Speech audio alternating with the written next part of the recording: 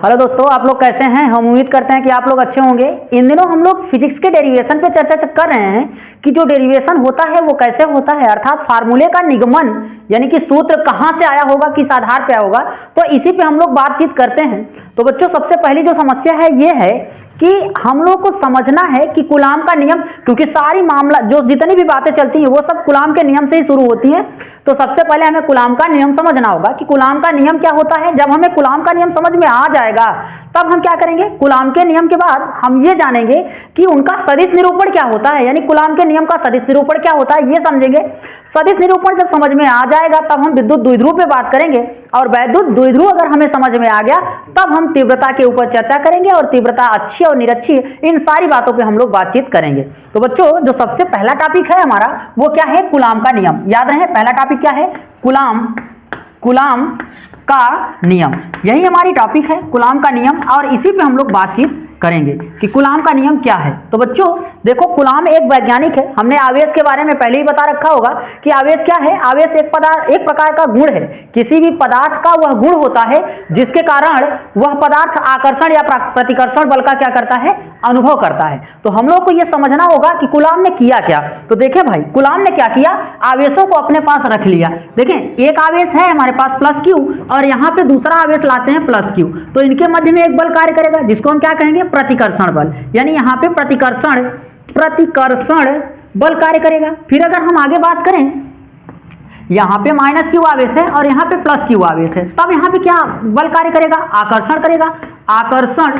ठीक, यहाँ पे आकर्षण बल कार्य करेगा।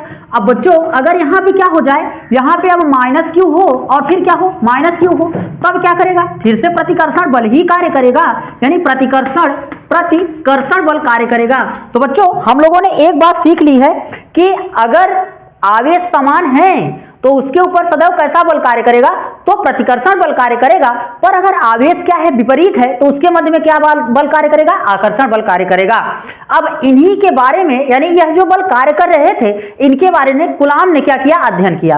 यानी इनको पता करने के लिए कूलाम ने अपना नियम दे दिया। अच्छा, यह बहुत क्षीण बल होते हैं, अर्थात बहुत कम ही कार्य करते हैं। तो क्या किया कूलाम ने, हम लोग ये समझते हैं। तो देखें कूलाम ने क्या किया, हम लिखते हैं कि कूलाम, हम कूलाम लिख रहे हैं, आप गुलाम मत समझ लीजिएगा। कूलाम ने स्थिर, याद रखें कैसा आवेश, स्थिर। अच्छा, स्थिर मतलब रुका हुआ आवेश। जब आवेश रुका था तब कूलाम ने इनके मध्य लगने वाले बल की माप की, और कूलाम ने क्या कहा, कूलाम ने स्थिर आवेशों के मध्य लगने वाले बल की माप की और बताया कि यह बल उन दोनों आवेशों के गुणनफल के अनुक्रमानुपाती तथा उनके बीच की दूरी के वर्ग के व्युत्क्रमानुपाती होती है। अब इसी बात को हम लोग लिखते हैं और समझते हैं कि क्या होता है। देखें, तो कूलाम ने स्थिर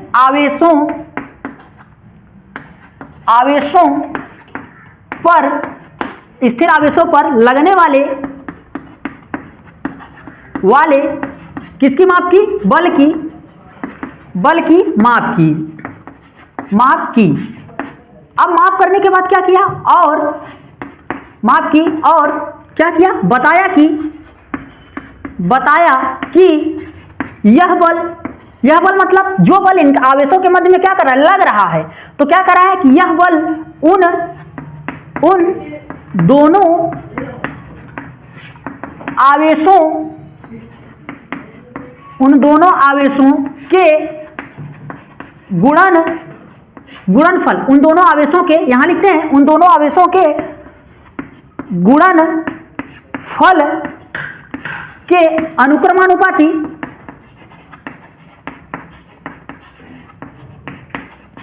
अनुक्रमानुपाती तथा उनके बीच की दूरी के वर्ग के व्युत्क्रमानुपाती होता है।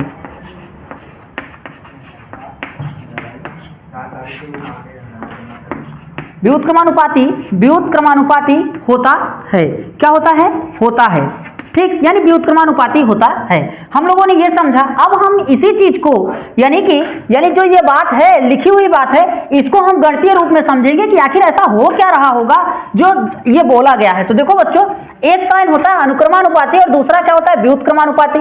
तो हम लोग समझते हैं कि अनुक्रमानुपाती क्या होता है। तो अगर हम इसकी चर्चा करें तो अनुक्रमानुपाती आप जब लेके चलते हैं तो लिखते हैं, यानी भाई लग क्या रहा है बल, और हम लोग कक्षा 11 में पढ़ के आए बल को किससे दिखाते हैं, एफ से दिखाते हैं। तो हमने लिखा एफ प्रोपोर्शनल, क्या परिभाषा के अनुसार एफ प्रोपोर्शनल Q1, या आप नीचे से लिखें परिभाषा के अनुसार ताकि आप समझ सकें, लिख लीजिएगा कि परिभाषा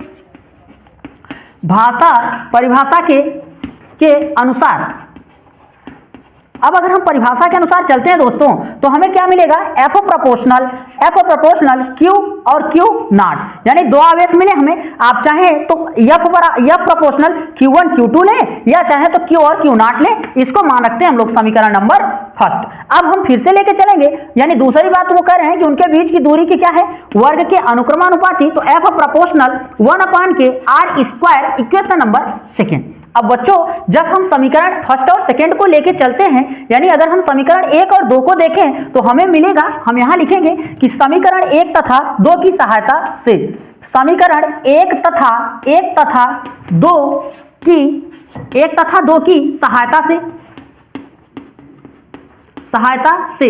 अब बच्चों जब हम लोग 1 और 2 लेंगे, समीकरण 1 तथा 2 लेंगे तो क्या लिखेंगे, यहां लिखेंगे कि एफ प्रोपोर्शनल Q नॉट अपान का r², ये मिल जाएगा। अब हम सारे लोगों को ये मालूम है जब प्रोपोर्शनल हटता है तो कोई ना कोई हमें क्या मिलता है, नियतांक मिलता है। अब हम प्रोपोर्शनल को हटा देंगे, जब प्रोपोर्शनल हटेगा तो हमें मिलेगा f बराबर k और क्या Q नॉट अपान का r², ये मिल गया। और बच्चों हम लोग जानते हैं कि जो k का मान है, k इक्वल टू क्या होता है 1/4 पाई का एप्सिलॉन नॉट।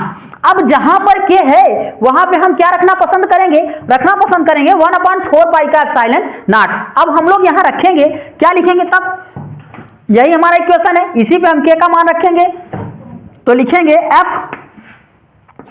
बराबर 1/k 4 पाई एप्सिलॉन नॉट और क्या Q नॉट अपान का r²। तो बच्चों इस प्रकार से हमने क्या देख लिया, इस प्रकार से हम लोग समझ चुके कि जो कूलाम का नियम होता है वह यह होता है, और इसके लिए जो फार्मूला निकल के आता है वह निकल के आता है F बराबर 1/4 pi epsilon nought Q nought अपान r²। तो बच्चों यह बहुत विशेष है, आप इसको याद रखें। याद क्या रखेंगे कि जो कूलाम के नियम के लिए फार्मूला मिला है, जो ये फार्मूला है क्या है, 1/4 pi epsilon nought Q not और अपान का r², यह फार्मूला मिला दोस्तों। अब कूलाम ने क्या किया, इसका सदिश निरूपण किया।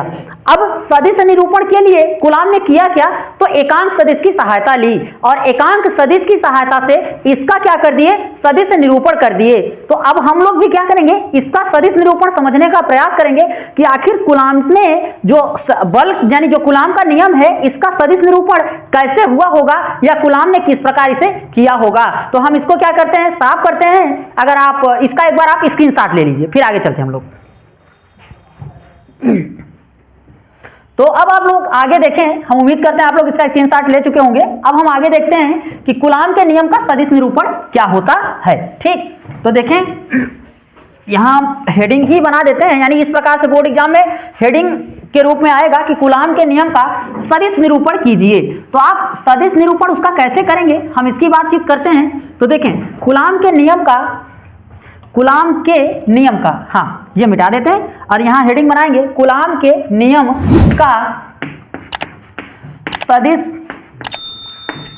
निरूपण। तो बच्चों अब हम लोग समझते हैं कि कूलाम के नियम का जो सदिश निरूपण है वो क्या है, उसी पे हम लोग बातचीत करते हैं। अब अगर हम सदिश निरूपण लेके चलें तो आपने एकांक सदिश की परिभाषा पढ़ी होगी या एकांक सदिश के बारे में सुना होगा। तो नहीं पढ़ी होगी तो हम यहां सदिश की सहायता से लिखेंगे कि एकांक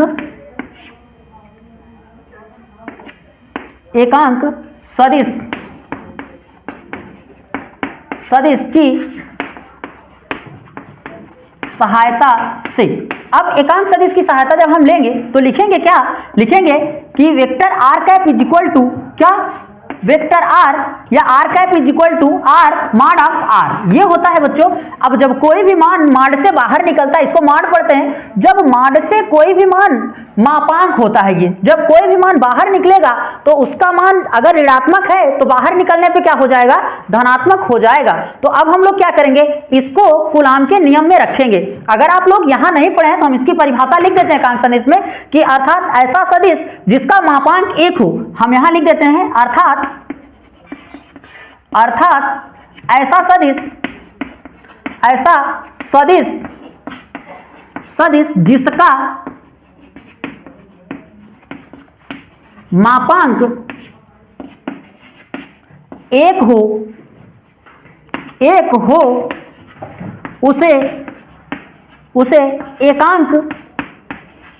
उसे एकांक सदिश कहते हैं,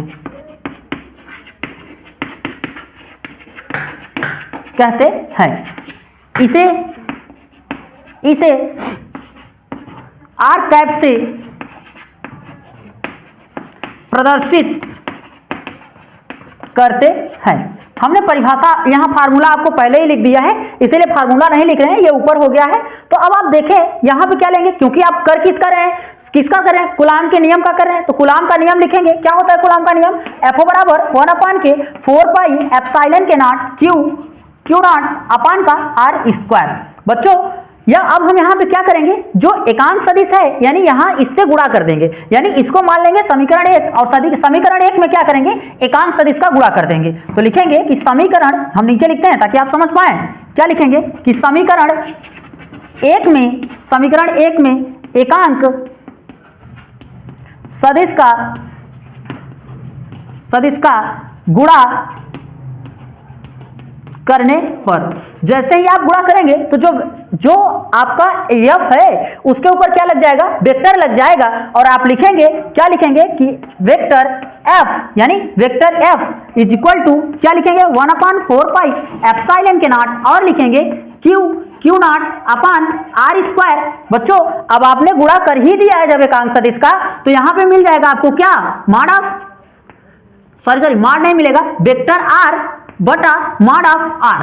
ठीक, अब जब मॉड हटेगा तो यहाँ इसकी घात क्या है, 1 है और इसकी घात 2 है, जब दोनों आपस में जुड़ जाएंगी तो इसकी घातें कितना बन जाएंगी, 3। तो यहाँ हम लिखेंगे कि जो मिलेगा मान वो मिलेगा एफ बराबर 1/4 पाई एप्सिलॉन के नॉट, और लिखेंगे क्या, लिखेंगे क्यू नॉट वेक्टर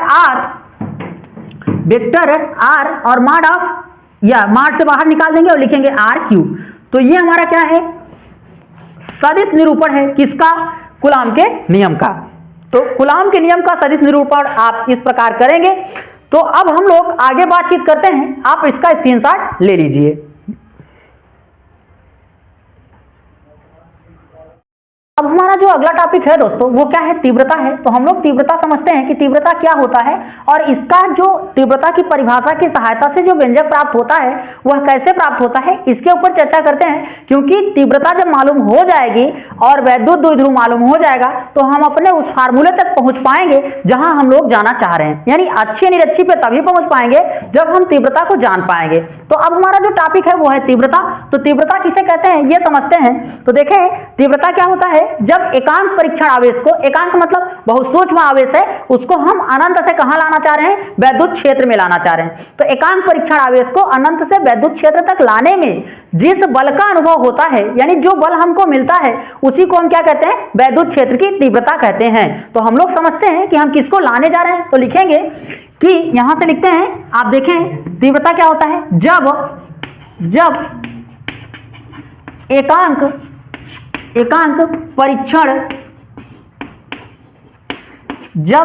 परीक्षण आवेश को अनंत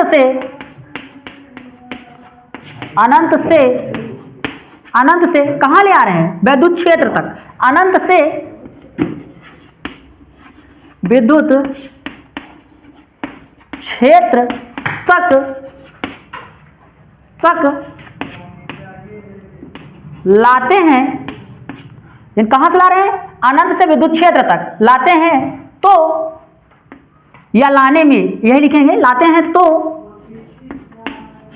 जिस जिस बल का अनुभव करते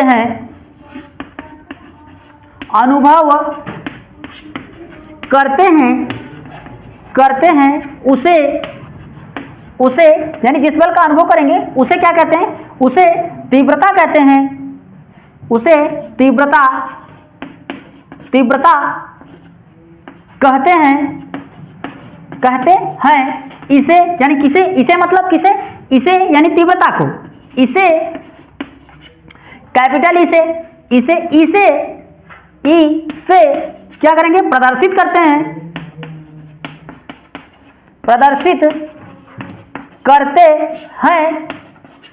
इसका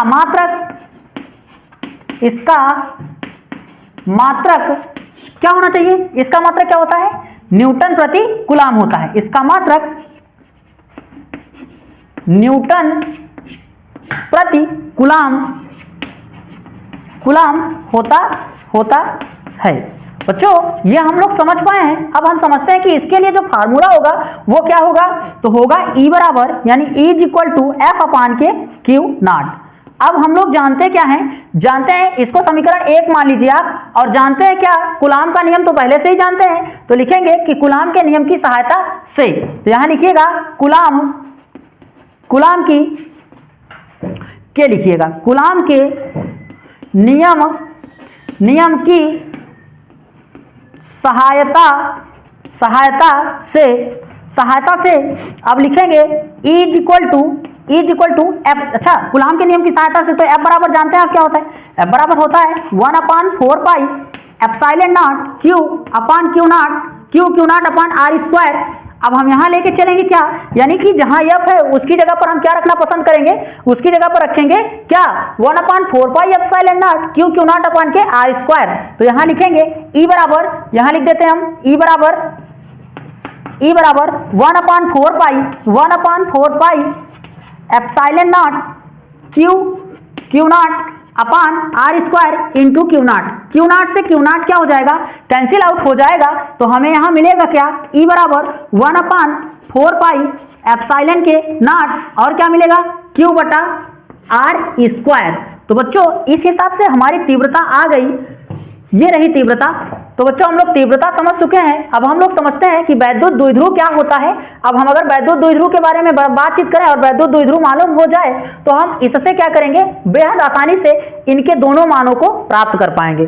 देखिए बच्चों, बड़ा दुख होता है तब जब हम मन लगा के पढ़े होते हैं और जिसको हम याद करके गए होते हैं और बोर्ड एग्जाम में वो आया ही नहीं होता है, तो बड़ा तकलीफ होता है कि हमने पूरा टाइम तो इसी में लगा दिया और आया नहीं। तो आप क्या करिएगा, एक बार फिलहाल गंभीरता से लेके चलिएगा, क्या पता यही आ जाए, कुछ कहा नहीं जा सकता कभी भी। तो आप इसका स्क्रीनशॉट लें, फिर हम आगे बातचीत करते हैं। तो दोस्तों अब हम लोग बातचीत करते हैं कि वैद्युत द्विध्रुव क्या है, यानी कि वैद्युत द्विध्रुव को हम किस प्रकार समझेंगे। तो देखें वैद्युत द्विध्रुव क्या होता है, दो समान परंतु विपरीत प्रकार के यानी आवेश आपस में उनके जो मान होंगे वह क्या होंगे, समान होंगे। तो लिखेंगे कि दो समान परंतु विपरीत प्रकार के आवेशों के बीच की दूरी तथा उनके गुणनफल को हम क्या कहते हैं, वैद्युत द्विध्रुव कहते हैं। अर्थात हम लोग लेके क्या चल रहे हैं, आवेश लेके चलेंगे और दोनों आवेश क्या होंगे, समान होंगे। अब जो उनके बीच की दूरी होगी उनके गुणनफल को हम क्या कह देंगे, वैद्युत द्विध्रुव कह देंगे। तो हम लिखेंगे, क्या लिखेंगे यहाँ सुने आप, तो ऐसे लिखिएगा, दो समान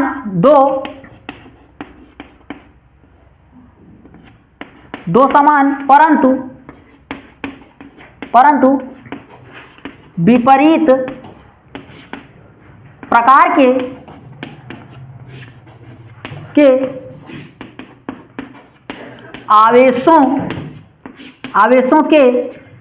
आवेशों के बीच की दूरी तथा आवेशों के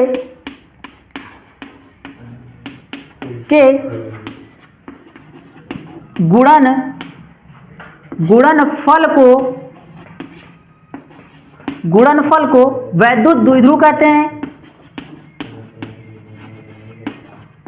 वैद्युत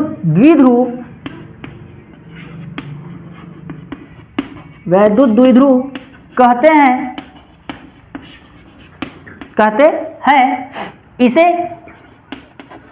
इसे P से प्रदर्शित करते हैं। इसका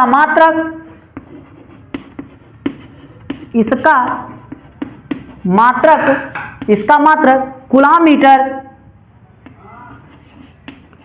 कूलाम इंटू मीटर होता है।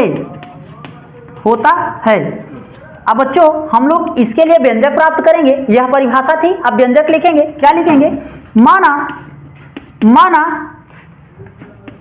माइनस क्यू तथा प्लस क्यू आवेश एक दूसरे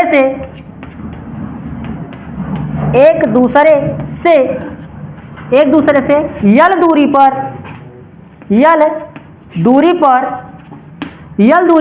स्थित हैं,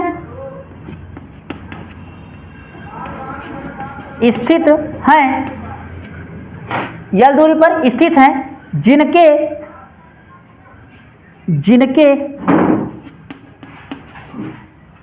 जिनका गुणनफल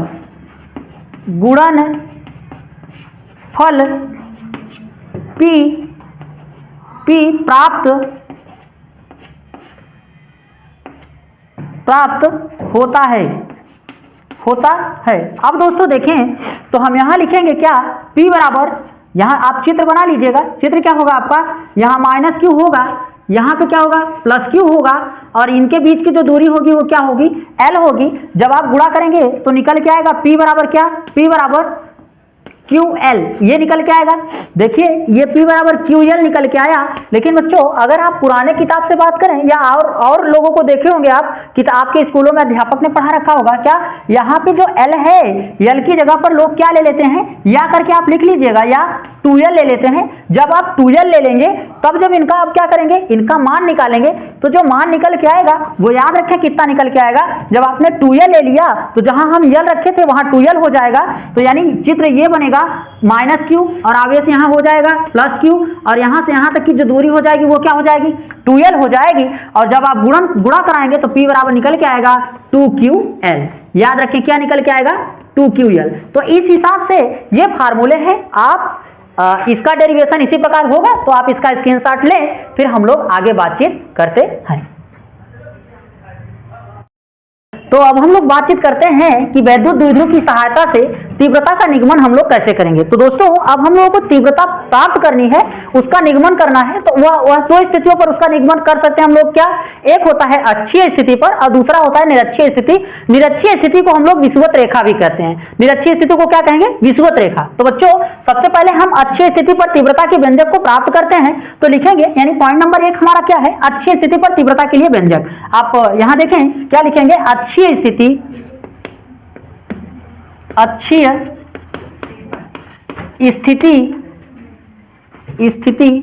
पर तीव्रता। यानी अब हम लोग क्या करेंगे? इसका व्यंजक प्राप्त करेंगे। तो आप यहां से लिखिएगा कि निम्न चित्र से, यानी नीचे हम एक चित्र बनाएंगे, उसी की सहायता से हम लोग बात करेंगे। तो लिखेंगे कि निम्न चित्र में द्विध्रुव स्थित है। द्विध्रुव स्थित है जिसके किसी अक्ष पर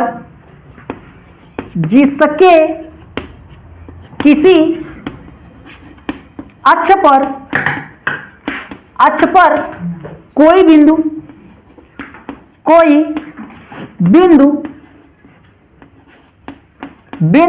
P स्थित है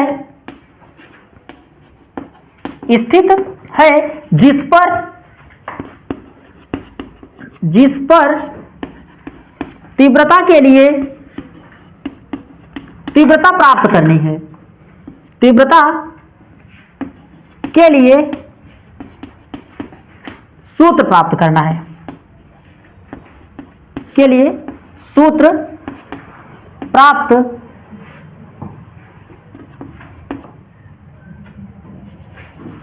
करना है।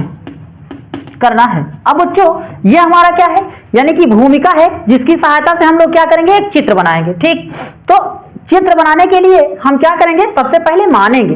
तो लिखेंगे कि माना माइनस क्यू व प्लस क्यू आवेश यल दूरी पर स्थित है जिनका मध्य बिंदु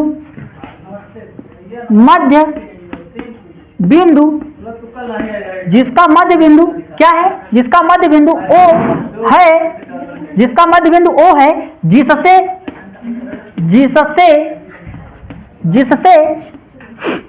R दूरी पर कोई बिंदु P स्थित है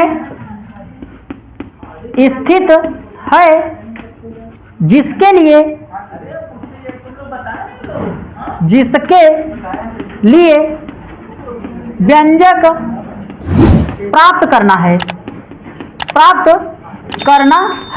बच्चों भूमिका बनके तैयार है। अब हम लोगों को क्या करना पड़ेगा, चित्र बनाना है, यानी चित्र समझना है। तो आप चित्र समझे, हमारे पास क्या है, कोई माइनस क्यू व प्लस क्यू क्या है, आवेश है। तो हम लोग लिखते क्या है, हम लोग यहाँ पे लेते हैं माइनस क्यू और यहाँ से कुछ दूरी पर प्लस क्यू आवेश है। ठीक, आपको दिखाई पड़ रहा होगा। इसका मध्य बिंदु है, मध्य बिंदु क्या है, O है। हमने मान लिया मध्य बिंदु O है। अब आप देखें टोटल दूरी कितना है, यल है। अगर हम यल को दो हिस्सों में बांटे तो यहाँ पे क्या मिलेगा, यल बाई का 2 और यहाँ भी मिलेगा यल बाई 2। अब इससे अक्ष यानी या तो इधर और या तो इधर, इससे इसके अक्ष पर कोई बिंदु क्या स्थित है, P स्थित है। यहाँ पे कोई बिंदु क्या स्थित है, P, और इसी P पर हमें क्या ज्ञात करना है, तीव्रता यानी E का मान ज्ञात करना है। तो दोस्तों इतनी बात आप समझ पाए होंगे। चित्र आप देख लीजिए, यहाँ A ले लीजिएगा, यहाँ B। अब आप समझे कि इसकी दूरी यानी बिंदु जो P है, P से प्लस Q के बीच की दूरी क्या होगी और माइनस Q के बीच की दूरी क्या होगी। तो देखें बच्चों, यहां से यानी O से हमने बोला है कि टोटल दूरी हमारे पास क्या है, R है। O से R दूरी पर कोई बिंदु P स्थित है, यहां लिख दिया हमने। आप देखें कि बिंदु O है जिससे R दूरी पर कोई बिंदु P स्थित है। तो यानी O से R दूरी पर क्या है, कोई बिंदु P स्थित है। अब हम लोग क्या करेंगे, यहां से यहां के बीच की दूरी को क्या करेंगे, प्राप्त करेंगे। तो जब दूरी प्राप्त करेंगे दोस्तों, तो यहां पे देखें टोटल दूरी क्या है, यहां से यहां तक बड़ी दूरी कितना है, R है, और इतनी दूरी क्या है, R/2 है। तो अगर हम यहां घटाएंगे तो लिखेंगे R माइनस L/2। आप ये समझे कि पूरी दूरी अगर 5 किलोमीटर है और अगर उसमें से थोड़ी सी दूरी 2 किलोमीटर घटा देंगे तो 3 किलोमीटर की दूरी बचेगी। ठीक उसी प्रकार की टोटल दूरी कितना है, R मीटर है, और R मीटर से L/2 हमने क्या किया है, घटा दिया है। बच्चों ये किसके लिए था, O से यानी कि प्लस Q आवेश के लिए था।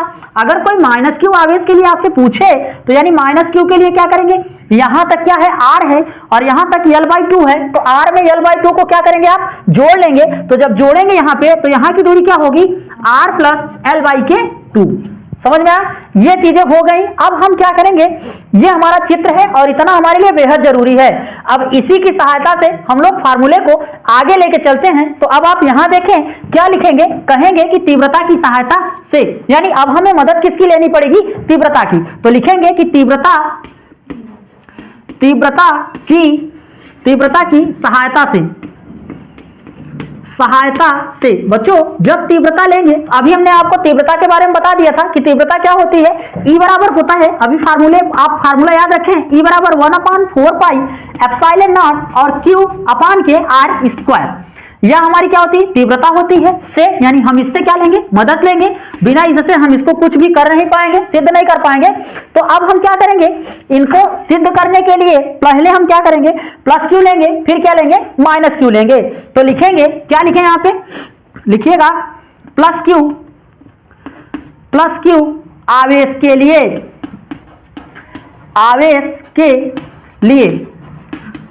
के लिए जब हम प्लस Q आवेश लेके चलेंगे दोस्तों, तो क्या लिखेंगे यहाँ पे, E बराबर E1 ले लीजिएगा, E1 बराबर 1/4 पाई एप्सिलॉन नॉट, और यहाँ लिखेंगे क्या, Q अपान, और यहाँ देखें जो R है, R जो दूरी है वहां, यहाँ पर हमारे पास दूरी क्या है, प्लस आवेश के लिए क्या है आर माइनस एल का होल स्क्वायर। तो हम लिखेंगे आर माइनस एल का होल स्क्वायर, तो लिखेंगे आर माइनस एल का एल अपॉन 2 का होल स्क्वायर। बच्चों ये हो गया समीकरण नंबर 1। आप ध्यान से समझ लें, आर के लिए जो दूरी था वो हमने ये ले रखा है, ठीक, इसका होल स्क्वायर कर दिया। अब सेकेंड इक्वेशन यानी अब हम किसके लिए लेके चलेंगे, माइनस क्यू आवेश के लिए। तब क्या लिखेंगे, माइनस क्यू यानी कि यहां लिखिएगा आप माइनस क्यू आवेश के लिए। जब हम यहां माइनस क्यू आवेश लेंगे तब क्या लिखेंगे, तीव्रता हमारी क्या बन जाएगी, E2 बन जाएगी। यानी अब हम क्या लेंगे E2 के लिए, तो लिखेंगे E2 is equal to 1/4 pi epsilon के नॉट, और यहां लिखेंगे माइनस क्यू और नीचे क्या लिखेंगे। अब देखें यहाँ पे, यहाँ क्या है R प्लस L बाई 2, तो यहाँ जो आप दूरी रखेंगे वो क्या रखेंगे, R प्लस L बाई के 2, ये निकल के आ गया। अब हम इसमें करेंगे क्या, जब हमें यहाँ L बाई 2 मिल गया है, अच्छा इसका होल स्क्वायर नहीं लगाए, आप इसका होल स्क्वायर भी लगा दीजिएगा। इसको मानिएगा समीकरण नंबर 1। समीकरण 1 हो गया। अब लिखेंगे समीकरण 1 तथा 2 से, या ऐसे लिखेगा अध्यारोपण के सिद्धांत से, अध्यारोपण के सिद्धांत से बच्चों होता है E बराबर E1 प्लस E2, यानी E बराबर E1 प्लस E2 हम लोग लगाएंगे, और इसी फार्मूले से हमें तीव्रता प्राप्त करनी है, किसके लिए, अच्छी स्थिति के लिए। तो अगर आप लोगों को ये बात समझ में आ गई हो तो फार्मूले को हम आगे लेके चलें और हम इसको मिटाना चाहेंगे, ठीक है। तो आप इसका एक बार स्क्रीनशॉट ले लें। अच्छा एक कंडीशन और है, हम थोड़ा आपको समझा देते हैं, वो भी देख लीजिए। कभी कभी हम क्या करते हैं, जो यहाँ आवेशों के बीच की जो दूरी है L होता है जो, वो हम लोग कभी कभी क्या ले लेते हैं, 2L ले लेते हैं, याद रखिएगा, या करके कभी कभी क्या करते हैं 2L ले लेते हैं। तो जब 2L ले लेंगे तो जब यहां से यहां तक की दूरी 2L बन जाएगी दोस्तों, 2L, तो यहां वाला क्या बन जाएगा, L बन जाएगा, और यहां वाला भी क्या बन जाएगा, L बन जाएगा, L हो जाएगा। तो जो यहां पे L बाई 2 माइनस हो रहा है वह क्या हो जाएगा, R माइनस के L माइनस, यहाँ R में से L माइनस हो जाएगा और इसमें R में L क्या होगा, जुड़ जाएगा। ये कंडीशन हो जाएगी। तो जहां बाई 2 है उसकी जगह पर आप हर जगह तब मान क्या रख सकते थे, यानी इसकी जगह भी आपको क्या लिखना था, तब आप ये लिखते R माइनस L, और फिर यहाँ पे क्या लिख सकते थे, R प्लस L, यानी R प्लस L, यह कंडीशन भी आ जाएगी। तो आप कुछ मत करिएगा, अगर आप ये समझ गए हैं तो जहां आप दूरी L लिए हैं वहां पर 2L भी लिख के उसको कर सकते हैं। आप कोई एक समझें, उससे आप दोनों को आसानी से सॉल्व कर पाएंगे। दोनों सही हैं, लेकिन आप करिएगा ये, क्योंकि एनसीईआरटी इसी चीज को लेके आगे चलती है। तो आप इसका स्क्रीनशॉट लें, फिर हम आगे बातचीत करते हैं। क्या है समान, हम इसी समीकरण में रख देंगे, यानी आप इसको समीकरण 3 मान सकते हैं। तो मान लीजिए समीकरण 3, और कहें कि समीकरण 3 में E1 व E2 का मान रखने पर इसको समीकरण 3 माने, और लिखें कि समीकरण 3 में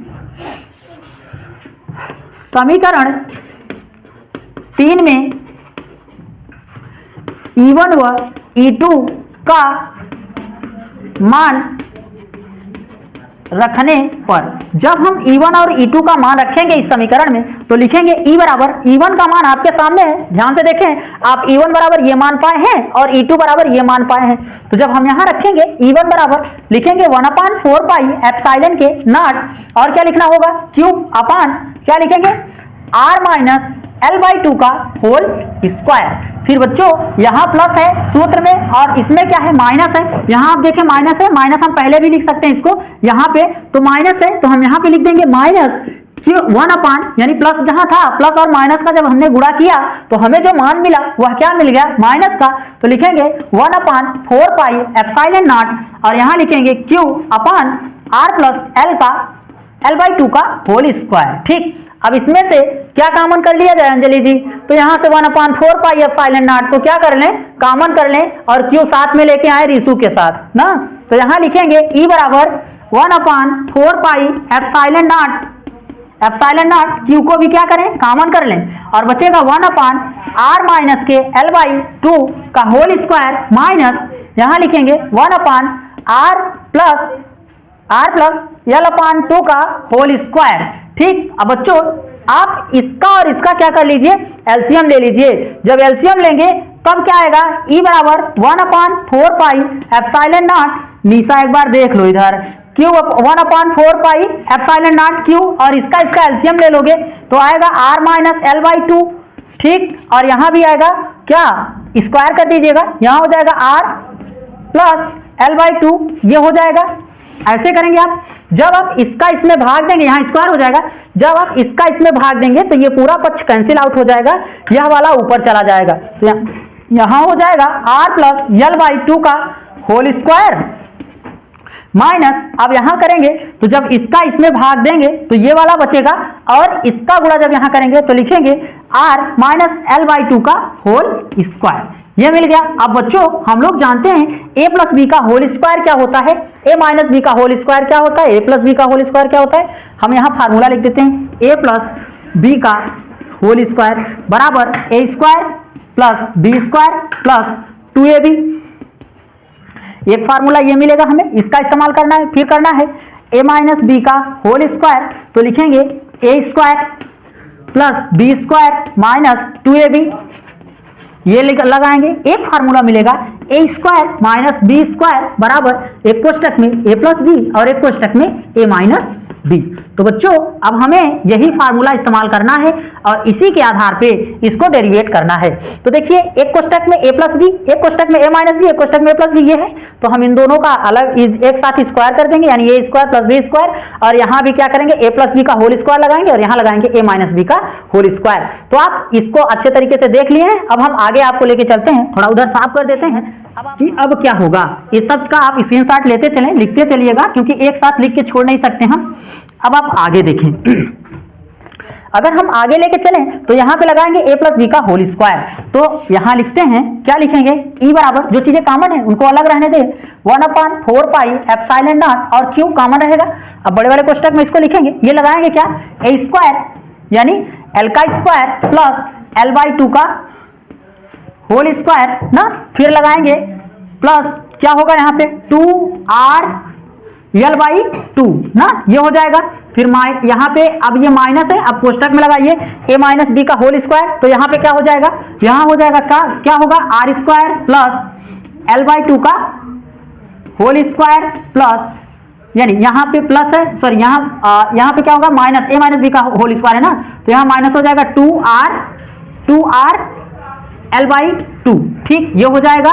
तो ये हो गया, और यहाँ पे यानी कि इसका कोष्टक बंद कर देंगे, और इसका देखिए इधर अब क्या होगा ये कि यहाँ पे एक कोष्टक में a प्लस बी और एक कोष्टक में a माइनस बी, तो इसको लिखेंगे r स्क्वायर, ठीक, माइनस एल बाई टू का होल स्क्वायर और इसका पूरे का स्क्वायर, हम ये लिख देंगे। अब बच्चों आगे लेके चलते हैं, तो जब हम माइनस को खोलेंगे तो जो प्लस है वो माइनस बन जाएगा, और जो माइनस है वो क्या बन जाएगा, प्लस बन जाएगा। तो हम इसके आधार पे इसको समझते हैं, जब आप माइनस खोलेंगे तो क्या होगा, तो होगा e बराबर 1/4 पाई एप्सिलॉन नॉट, और क्या होगा, क्यू कॉमन ही है। अब आप लिखें r square plus L square, अब पूरे का बटा इधर कितना हो जाएगा, 2 का स्क्वायर 4, फिर लिखेंगे प्लस, यहाँ पे 2 से 2 क्या हो जाएगा, कैंसिल आउट, तो क्या बचेगा हमारे पास आर एल और माइनस, अब माइनस का गुणा किए तो r स्क्वायर, फिर यहाँ पे माइनस, यहाँ पे क्या हो जाएगा, एल स्क्वायर अपान 4, और यहाँ पे क्या लिखेंगे, माइनस माइनस क्या हो जाएगा, प्लस क्या हो जाएगा, 2r, 2 से 2 कैंसिल आउट हो जाएगा, तो हो जाएगा प्लस आर एल, और यहाँ नीचे लिखेंगे क्या, जो लिखा हुआ है वही लिखेंगे, r स्क्वायर माइनस एल अपान 4 2 का होल स्क्वायर, या आप इसका स्क्वायर कर दीजिए तो लिख सकते हैं एक साथ में क्या, एल स्क्वायर अपान के 4, और इसको ऐसे लिख दीजिए बड़े कोष्टक में होल स्क्वायर, ठीक। अब दोस्तों आप देखें, जो चीजें माइनस है और जो प्लस है, जो एक दूसरे से निरस्त हो रही हो, कट रही, उन्हें काट दें, तो आप देखें इसको इससे कैंसिल आउट कर दें, ये कट जाएगा, ठीक। और जो चीजें क्या हो, देखें इसको ये कट गया, और ये माइनस है और ये प्लस है, यह कट गया। अब हमारे पास यहाँ क्या बचा, आर एल, और यहाँ पे क्या बचा, आर एल हम लोग लेके कितना हो जाएगा, 2r हो जाएगा। तो यहाँ लिखेंगे e बराबर, हम आशा करते हैं कि आपको हमारी बात समझ में आ रही होगी, तो लिखेंगे e बराबर 1/4 पाई एप्सिलॉन के नॉट, और लिखेंगे q, और यहाँ लिखेंगे, यहाँ आर एल ये है और आर एल ये है, दोनों मिला के क्या हो जाएगा, 2r एल हो जाएगा, 2r एल, और यहाँ पे q कॉमन कर ही लिए थे, और यहाँ पे हम लिखेंगे क्या, r square minus L square बटे का 4, ठीक, का होल स्क्वायर। तो बच्चों इसको हमने एक साथ इसका स्क्वायर कर दिया। अब हम लोग क्या करेंगे, क्योंकि जो वैद्युत द्विध्रुव होता है वह क्या होता है, अभी हमने लिखवा है P बराबर क्या होता है, QL होता है, आपके सामने लिखा हमने, तो लिखेंगे E बराबर, जब यहाँ E बराबर करेंगे तो कितना हो जाएगा, E बराबर होगा 1/4 पाई एप्सिलॉन नॉट, ठीक। लिखेंगे Q, हमने 2 को अलग कर लिया, यहाँ लिखेंगे क्या, इसका इसके साथ गुणा किया तो QL इंटू 2R, और पूरे का बटा क्या लिख सकते हैं, R² माइनस L² अपान के 4, ये हो जाएगा इसका होल स्क्वायर। अब दोस्तों आगे देखें आप, चूंकि जो जानते हैं लिखेंगे, चूंकि P बराबर क्या होता है, चूंकि P बराबर, यहां लिखेंगे चूंकि P बराबर हमने आपको लिख के दे रखा है क्या, P बराबर होता है क्या, QL, तो P बराबर होता है QL, ये फार्मूला सिद्ध किया था, याद होगा आपको QL, तो जहां पर ये है उसकी जगह पर क्या रख देंगे, P रख देंगे, तो हमने यहाँ पे P लिख दिया, और यहाँ पे हम आपको थोड़ा सा करके दिखाते हैं, तो हो जाएगा क्या, यहाँ पे लिखेंगे E बराबर कितना हो जाएगा, 1/4 पाई एप्सिलॉन के नॉट, और यहाँ पे क्या हो जाएगा, यहाँ पे होगा क्या, इसकी जगह पर लिखेंगे P, तो लिखेंगे P, और यहाँ पे इंटू 2R, और पूरे का बटा क्या लिखेंगे, R², और यहाँ क्या होगा माइनस L² बाई के 4 का होल स्क्वायर, ये हो जाएगा बच्चों। अब आपको एक छोटा सा टॉपिक कवर करना है, लिखना होगा कि जब R का मान बहुत बड़ा हो, किससे, L से, L/4 से, तो लिखेंगे कि जब R का मान बहुत बड़ा हो, किससे, L से, तो L/4 से, तो लगभग में जो L का मान है वह 0 के बराबर हो जाता है, जिसके कारण हम L/4 को छोड़ देते हैं। जब L/4 को छोड़ दोगे तो आपके पास क्या बचेगा, E बराबर बचेगा 1/4 पाई एप्सिलॉन के नॉट, 1/4 पाई एप्सिलॉन नॉट, और यहाँ P इंटू 2R, और पूरे का बटा यहाँ क्या हो जाएगा, R पे पावर देखें, ये क्या था, R², इसका स्क्वायर हो जाएगा कितना, 2 का स्क्वायर, ठीक, ये हो गया। अब बच्चों जब इसको सॉल्व करेंगे तो देखें यहाँ से इसकी एक घात कट जाएगी, यानी E बराबर कितना हो जाएगा, 1/4 पाई एप्सिलॉन के नॉट, और क्या हो जाएगा, P इंटू 2R बटा R⁴, और 4 को लिख सकते हैं कितना, R², ये R³ इंटू R लिख दीजिए 4 को, तो R से R कट गया, और जो हमारे पास फार्मूला निकल के आया वह क्या निकल के आया, तो बच्चों जो फार्मूला निकल के आया यही लिख देते हैं, छोटा सा है, E बराबर 1/4 पाई एप्सिलॉन के नॉट, और यहाँ बचेगा क्या, 2P और बटा R³। ये है हमारा क्या, अच्छी स्थिति पर तीव्रता के लिए व्यंजक, यानी कोई अच्छी स्थिति पर तीव्रता के लिए व्यंजक पूछता है तो उसको क्या बताएंगे, अच्छी स्थिति पर तीव्रता के लिए जो व्यंजक है उसको आप लोग इसका स्क्रीनशॉट लें, यहाँ हम बड़ा सा थोड़ा लिख देते हैं, यानी जो हमारा वहाँ फार्मूला डेरिवेट हुआ है वह क्या हुआ है, E बराबर हुआ है, E बराबर 1/4 पाई एप्सिलॉन नॉट, और क्या हुआ है, 2P और बटे के R³। ये रहा फार्मूला बच्चों जो हमने वहां डेरिवेट कर दिया है। हम आशा करते हैं कि आपको हमारी बात बहुत आसानी से समझ में आई होगी। जहां आपको समझ में ना आया हो कमेंट करिएगा, हम आपको दोबारा करके बता देंगे।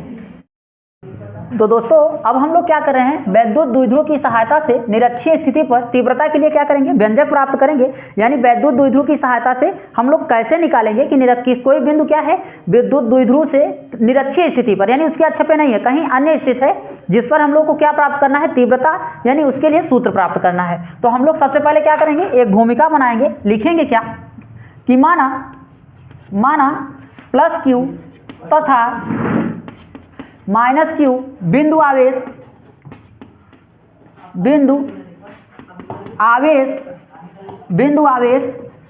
एक दूसरे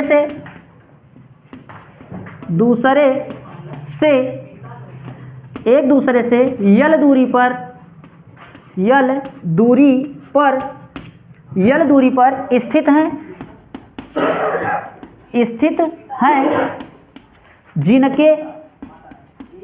जिनके मध्य बिंदु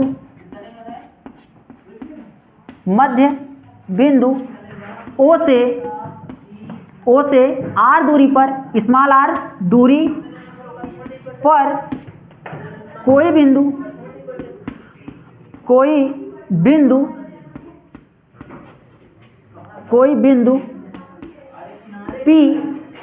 बिंदु P निरक्षीय स्थिति में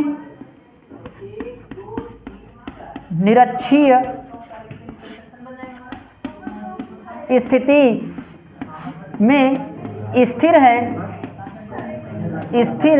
है जिस पर तीव्रता के लिए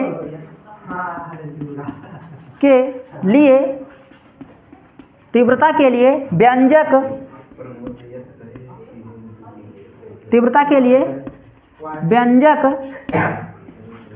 प्राप्त करना है।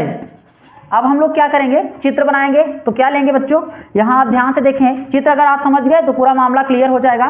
तो हम क्या लेते हैं, हमारे पास क्या है, पहले लेते हैं प्लस क्यू और क्या है फिर माइनस क्यू। प्लस माइनस ये क्या है, आवेश हो गए, प्लस क्यू और माइनस क्यू। थोड़ा बड़ा लेते हैं ताकि आप समझ सकें। यहाँ माइनस क्यू लीजिएगा और यहाँ लीजिएगा प्लस क्यू। अब इसके मध्य बिंदु यानी यहाँ से ये मध्य बिंदु हो गया। मध्य बिंदु से क्या है, एक बिंदु क्या स्थित है, पी स्थित है। यहाँ पे मान लेते हैं बिंदु क्या स्थित है, पी। और यहाँ से यहाँ तक की जो दूरी है वो आर है। यहाँ पे हमने लिख दिया है क्या है, ओ बिंदु से जो दूरी है वो पी की क्या है, आर है। और अब ये आर मिल गया हमें, और यहाँ से यहाँ तक की जो दूरी है, टोटल दूरी कितना है, यल है। अब यहाँ से यहाँ तक यल है तो आधी दूरी क्या होगी, यल बाई 2 होगी, और यहाँ भी क्या होगा, एल बाई 2। यानी मध्य बिंदु है, मध्य बिंदु का आधा भाग क्या होता है, 1/2। तो हमने यहाँ लिखा यल बाई 2 और यल बाई 2। अब हम लोग क्या करेंगे कि यहाँ से यानी एक, तो यहाँ से इसको मिलाएंगे और यहाँ से इसको मिलाएंगे। क्यों, क्योंकि प्लस क्यू और माइनस क्यू बिंदु पर हमें क्या निकालना है, तीव्रता निकालनी है। तो बच्चों यहाँ पे अगर आप नोटिस करें तो यह बिंदु P है, और इधर से हम अगर आगे बढ़ाएं इसको, इस प्रकार अगर आप आगे बढ़ाएंगे, इसको आगे बढ़ा लीजिएगा। और ठीक इसी प्रकार हम इसको आभासी मान के मान लेते हैं कि ये वाली लाइन इधर जाएगी, और ठीक इसी प्रकार इसको यहाँ पे। हम आशा करते हैं कि आप थ्योरी लिख चुके होंगे। हम इसको थोड़ा सा मिटा देते हैं। जब यहाँ पे लेंगे तो मिलेगा हमें E1 cos theta, E1 cos theta, यहाँ मिलेगा E cos थीटा, और यहाँ मिलेगा E2 cos थीटा, ये मिलेगा। ठीक, अब हम इसको अलग करके थोड़ा सा इसी चित्र को यहाँ बना देते हैं। ये बीच वाली लाइन है, हम मान लेते हैं इसको क्या है, इसको भी इसी प्रकार आगे बढ़ा देते हैं। यानी हमें कुछ इस प्रकार का एक फिगर मिला हुआ है, ठीक, जिसको हमने मान लिया है E1 cos थीटा, और फिर क्या माने हैं, E cos थीटा, और फिर हमने मान रखा है क्या, E2 cos theta, cos theta. अगर आप ऊपर लेके चलेंगे तो यहाँ मिलेगा E1 sin theta, sin theta, और नीचे क्या मिलेगा, E2 sin theta, sin theta, ये मिल जाएगा बच्चों। अब इन्हीं चित्रों की सहायता से हमें इसको सिद्ध करना है। तो ये मान मिल चुके हैं हम लोगों को। अब हमें क्या चाहिए, हम लोगों ने क्या है, त्रिकोणमितीय फलन या त्रिभुज में पढ़ा होगा कि यह त्रिभुज कितने अंश का, अगर इसको देखा जाए सिर्फ यहाँ और यहाँ और यहाँ की बात की जाए तो यह 90 अंश का कोण यहाँ बन रहा है, और ठीक इसी प्रकार यहाँ भी 90 अंश का कोण बन रहा है। तो यह लंब हो जाएगा, और यह क्या बन जाएगा, आधार, और यह हमारा क्या होगा, कर्ण हो जाएगा। तो बच्चों अगर कर्ण के यानी पाइथागोरस थ्योरम फ्रॉम पीजीटी लिखेंगे कि पीज, अच्छा इधर बताते हैं ताकि नजदीक रहे, आप आसानी से इसको समझ भी सके, इसी से हम लोग लेके चलते हैं। पीजीटी यानी पाइथागोरस थ्योरम। अगर हम इसकी बात करें तो कर्ण का स्क्वायर बराबर लंब का स्क्वायर प्लस आधार का स्क्वायर, हम लोग इसको लेके चलते हैं। तो कर्ण स्क्वायर बराबर लंब का मान हमारे पास कितना है, लंब अगर लेके चले तो यहाँ से यहाँ तक क्या है, r है, तो लिखेंगे r का स्क्वायर प्लस कर्ण की जगह, आधार की जगह क्या है, l बाई 2, क्योंकि यहाँ से यहाँ तक ले रहे हैं तो लिखेंगे l बटे का 2 का स्क्वायर ना, होल स्क्वायर। तो बच्चों जब यहाँ से स्क्वायर यानी करड़ी, जब इसको हटाओगे स्क्वायर को तो यह किस में चला जाएगा, रूट में चला जाएगा। तो k बराबर लिखेंगे अंडर रूट का r स्क्वायर प्लस l/2 का होल स्क्वायर, ये बन के आएगा। यानी यहाँ का मान क्या निकल गया, अगर यहाँ की बात करें तो r स्क्वायर रूट में लिखिएगा r स्क्वायर प्लस के l/2 का होल स्क्वायर। ठीक बच्चों, ये मान निकल के आया। ठीक इसी प्रकार इधर का भी मान निकलेगा। तो ये हम लोग लिख चुके हैं। अब हम लोग किसका इस्तेमाल करेंगे, लिखेंगे कि तीव्रता की सहायता से। तो अगर आप लोग इतना लिख चुके हो तो इसका स्क्रीनशॉट लें, फिर हम इसको मिटाना चाहेंगे क्योंकि बिना इसके मिटाए हम आगे नहीं बढ़ सकते। तो दोस्तों अब हम लोग लिखेंगे तीव्रता की सहायता से। आप यहाँ लिखेंगे कि तीव्रता की सहायता से, तीव्रता की सहायता से। अब आप तीव्रता की सहायता लेंगे तो होता क्या है, E बराबर होता है, याद रखें फार्मूला होता है E बराबर 1/4 pi epsilon nought Q upon के R स्क्वायर। ये फार्मूला हमने पहले वीडियो में इसको सिद्ध करवा दिया है, तो इसी का इस्तेमाल हम लोग करेंगे। इससे रखेंगे तो लिखेंगे प्लस Q आवेश के लिए, पहले आप माइनस Q के लिए लीजिएगा, फिर प्लस, चाहे जिसको लें। तो लिखिएगा कि माइनस Q प्लस Q आवेश के लिए, आवेश के लिए।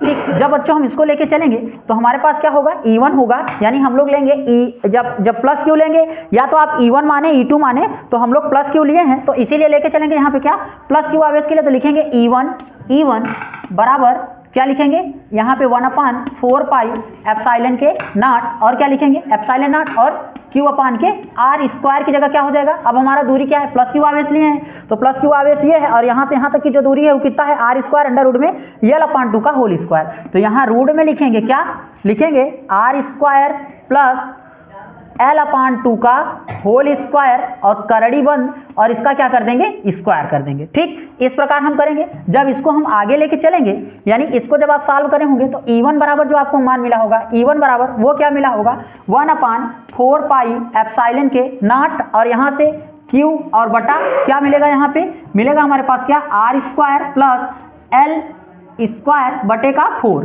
क्योंकि हमने स्क्वायर इसका खोल दिया। कुल मिला के आपने करड़ी से इसको हटाया तो अगर आप 4 नहीं लिखना चाहते हैं तो इसका होल स्क्वायर करड़ी से हट गया इक्वेशन नंबर फर्स्ट। ठीक इसी प्रकार लिखेंगे इसी प्रकार माइनस क्यू आवेश के लिए जब हम लोग माइनस क्यू आवेश लेके चलेंगे तब क्या लिखेंगे E2 बराबर लिखेंगे 1/4 पाई एप्सिलॉन के नॉट ये हमारा रहबई करेगा यानी कि E1 का मान ये है। अब Q की जगह पर माइनस क्यू लिखेंगे माइनस क्यू और बटे का जो दूरी है यहाँ से यहाँ तक हमने अभी लिखवाया था किससे फ्रॉम पीजीटी पाइथागोरस थ्योरम से ये वाली दूरी निकाला था। जितना ये निकलेगा ठीक उतना ये भी निकलेगा तो हम लोग यहाँ पे लेंगे यानी यहाँ से यहाँ तक चले तो क्या मिल जाएगा हमें मिलेगा कि अंडर रूट में यहाँ लिखेंगे अंडर रूट में क्या लिखेंगे आर स्क्वायर प्लस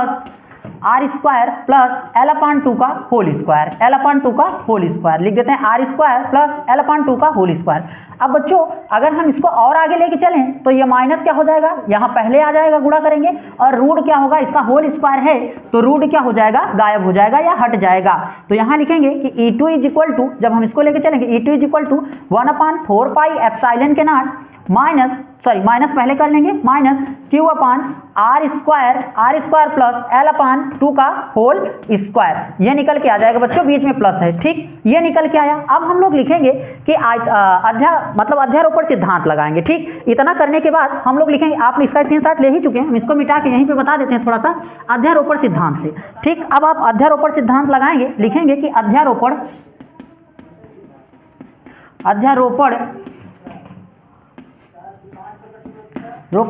सिद्धांत से अब होता क्या है E बराबर E1 minus E2 cos theta या E1 cos थीटा और माइनस E2 cos थीटा ये होता है। अब हम लोग इसी का इस्तेमाल करेंगे cos थीटा के लिए तो हम थोड़ा सा और मिटाना चाहेंगे आप इसका स्क्रीनशॉट लें फिर हम आगे बात करते हैं।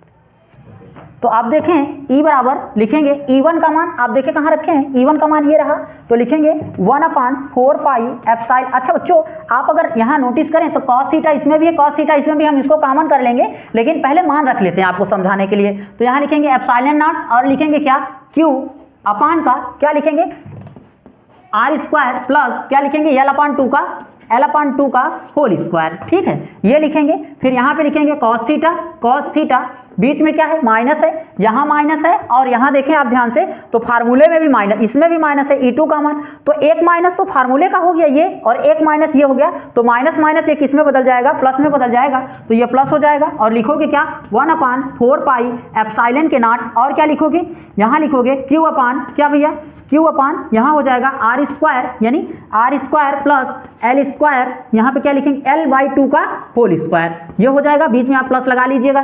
जब इतना आप कर पाएंगे यानी ये आपको समझ में नहीं आ रहा होगा हम इसको और थोड़ा सा सही से कर देते हैं लिख देते हैं ताकि आप समझ पाएं। हमने यहाँ पे लिखा था क्या लिखा था आर स्क्वायर प्लस L/2 का होल स्क्वायर। ठीक यही लिखा था और यहाँ पे क्या है cos थीटा है तो cos थीटा हम यहाँ भी लिख देंगे। अब बच्चों आप लोग ध्यान से देखें कि यहाँ पे क्या है देखें यही चीज दो बार लिख गया है एक बार ये और एक बार ये। तो जब समान चीजें होती हैं तो हम उसमें दो का क्या कर देते हैं गुणा कर देते हैं या इसी को क्या कर लेंगे जोड़ लेंगे।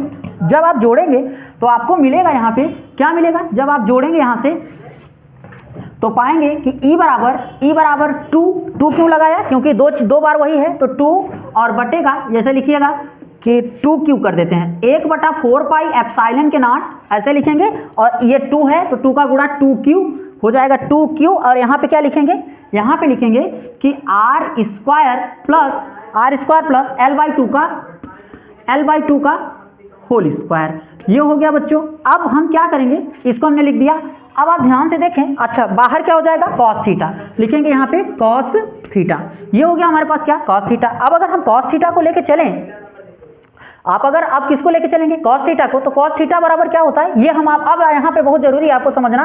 देखें कॉस होता है कॉस लक आधार, यानी कॉस साइन लक है, कॉस आंख है, यानी कॉस थीटा आंख मतलब आधार बटा क्या लिखेंगे, आधार बटा कर्ण। यहीं से समझना आपके लिए जरूरी है, क्योंकि आपको कॉस थीटा हटाना पड़ेगा।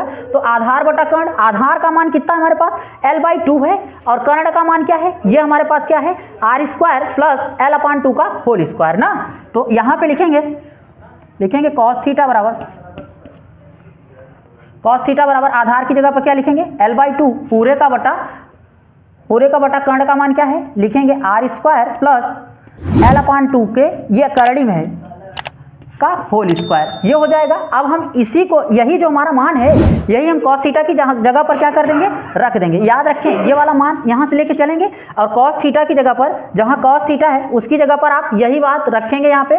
तो जब रखेंगे यहाँ तो मिलेगा कि E बराबर 1/4 पाई एप्सिलॉन के नॉट, और लिखेंगे 2Q और बटा यहाँ पे क्या है, r² प्लस l/2 का होल स्क्वायर, ऐसे, और ये कोष्टक बंद, और इंटू कॉस थीटा की जगह पर क्या लिखेंगे, l/2 और पूरे का बटा। अब हमारे पास यहाँ पे क्या है, l/2 अंडर रूट में क्या है, r² प्लस, यानी कि अंडर रूट, अच्छा करड़ी का मान कितना होता है, इसी चीज को हम एक चीज और लिख सकते हैं, क्या लिख सकते हैं कि cos थीटा बराबर l/2, और इसको लिख सकते हैं, रूट का मान होता है पावर 1/2, याद रखिएगा l/2, या इसका होल स्क्वायर था, तो जब रूट हटाएंगे आप तो इसके ऊपर लिख सकते हैं 1/2, यानी इसका पावर क्या होगा, 1/2। तो हम इसी बात को यहाँ पे लिख देंगे, लिखेंगे क्या, लिखेंगे कि r² प्लस l/2 का होल स्क्वायर पे पावर 1/2।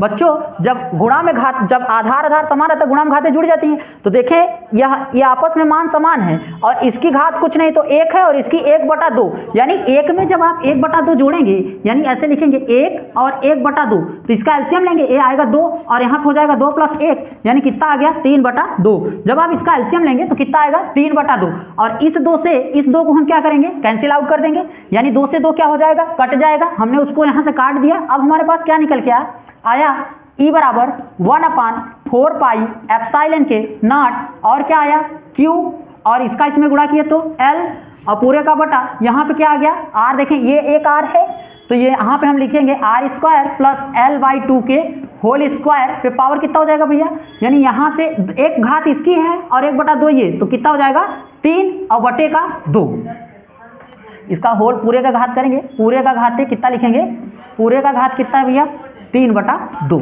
ये घात हो गई, ठीक, 3/2। अब हम लोग जानते हैं चूंकि क्या होता है, P बराबर होता है QL, P बराबर अभी हमने बताया क्या होता है, QL, तो जहाँ पे QL है उसकी जगह पर हम क्या रखना पसंद करेंगे, P।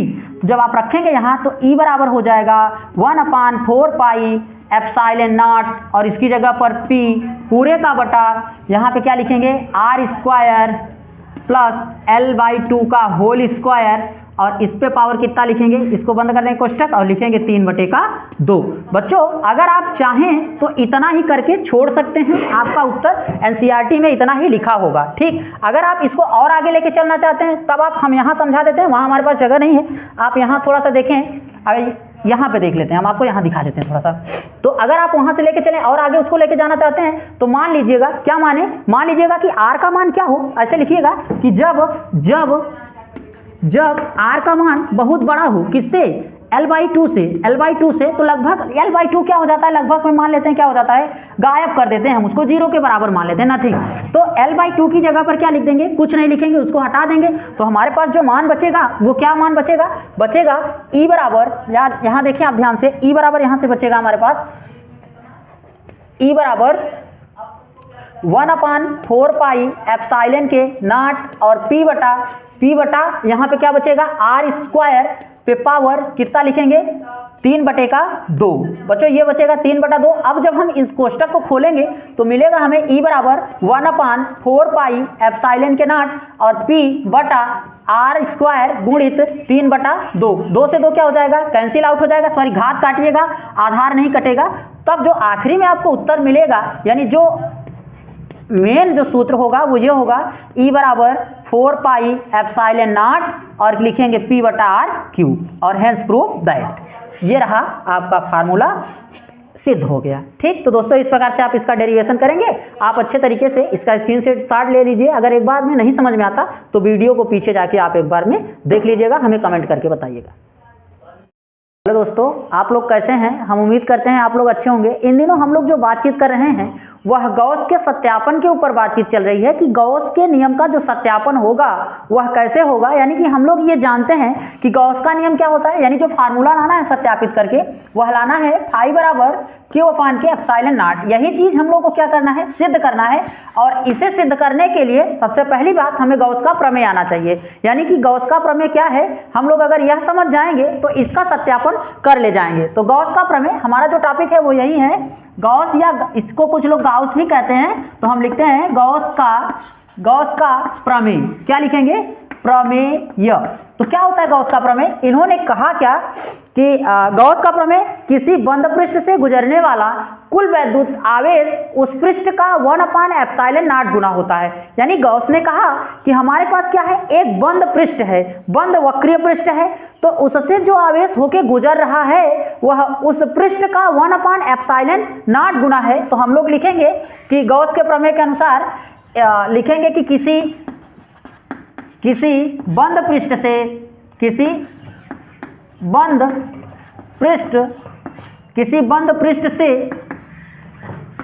गुजरने वाला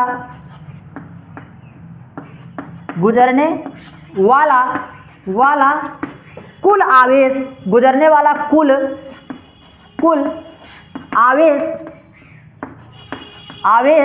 उस पृष्ठ का क्या होता है, 1/एप्सिलॉन नॉट गुना होता है। तो ये क्या है, यह तो क्या है, गॉस का प्रमेय है। यानी गॉस ने जो कह रखा है वो है। अब यह आएगा कहां से, वही हम लोगों को क्या करना है, सिद्ध करना है। यानी यहां से जो फार्मूला बनेगा गॉस का प्रमेय का वह बनेगा क्या, phi equal to Q upon epsilon naught. तो दोस्तों यह क्या है, गॉस का प्रमेय है, पर हमें इसी चीज को क्या करना है, सत्यापित करना है। तो हमारा टॉपिक क्या है, गॉस के प्रमेय का सत्यापन। तो इसके सत्यापन के लिए हम लोग क्या कहेंगे, पहले एक भूमिका बनाएंगे। उस भूमिका के अनुसार हम लोगों को मानेंगे कि कोई क्या है, कोई बिंदु आवेश है जो क्या कर रहा है, गोलीय कोश में कहीं स्थित है। एक गोलीय पृष्ठ है, यानी गॉस का नियम गोले के लिए कार्य करता है। एक गोलीय पृष्ठ है जिसके लिए गॉस क्या है, कोई आवेश उसके केंद्र पर स्थित है। हम मान लेंगे कि केंद्र हमारा क्या है, O है।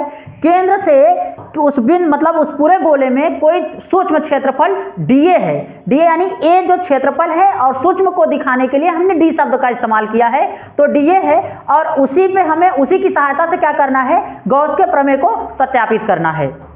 तो देखें, आप लिखेंगे भूमिका में क्या लिखेंगे कि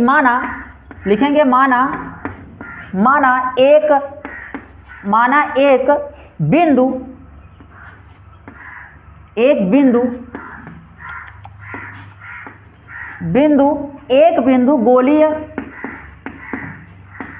गोलीय पृष्ठ, एक बिंदु गोलीय पृष्ठ है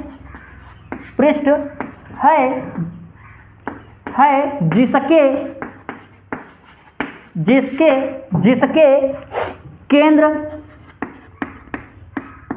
केंद्र O, जिसके नहीं लिखिएगा, लिखिएगा जिसका केंद्र O है, जिसका केंद्र O है। अब लिखिएगा कि गोलीय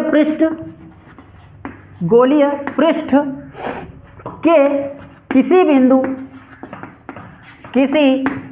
किसी सूक्ष्म बिंदु मत लिखिएगा, सूक्ष्म क्षेत्रफल यानी dA, सूक्ष्म क्षेत्र dA, फल भी लिख देते हैं, सूक्ष्म क्षेत्रफल dA, स्मॉल d dA यानी सूक्ष्म क्षेत्रफल को दिखाएगा। dA है केंद्र O पर आवेश स्थित है। क्या है, स्थित है। अब यह क्या है, यह गोलीय पृष्ठ है। अब हम इसी की सहायता से क्या, यह यह गॉसियन पृष्ठ है। गॉसियन पृष्ठ की सहायता से हम लोग क्या करेंगे, इसके यानी गॉस के प्रमेय को प्राप्त करेंगे। तो हम लोग जो अगर यहाँ से आपने पूरा गॉसियन पृष्ठ पढ़ा होगा तो यह जाना होगा कि एकांक क्षेत्रफल से होकर गुजरने वाली कुल वैद्युत बल रेखाएं उस पृष्ठ की क्या होती हैं, E/D, यानी को एक चित्र बनाना पड़ेगा। इसको समझने के लिए एक चित्र की आवश्यकता होगी। हम मान लेते हैं कि हमारे पास क्या है, एक क्या है, गोलीय पृष्ठ है। इस गोलीय पृष्ठ का केंद्र क्या है, O है। हम मान लेते हैं यहाँ इसका केंद्र है, जिसको हमने O बता दिया है।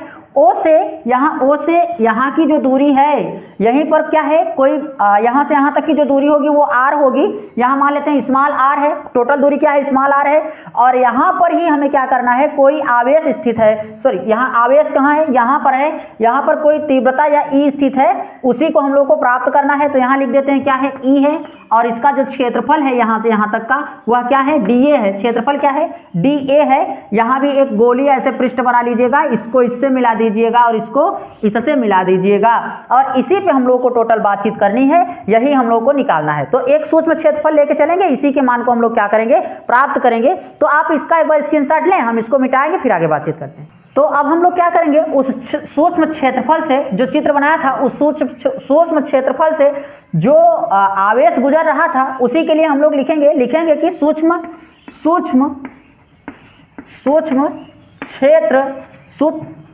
क्षेत्र DA से गुजरने वाला वैद्युत यानी क्या गुजर रहा है, फ्लक्स, गुजरने वाला वैद्युत फ्लक्स, यानी कुल वैद्युत फ्लक्स क्या है, d phi e, यहाँ पे लगा दिया है क्योंकि तीव्रता को डिनोट कर रहा है। तो d phi e बराबर यहाँ पे क्या होगा, जो हमारा क्षेत्रफल क्या है वो क्या है। तो अगर क्षेत्रफल की बात करें तो यहाँ पे लिखिएगा E इंटू A।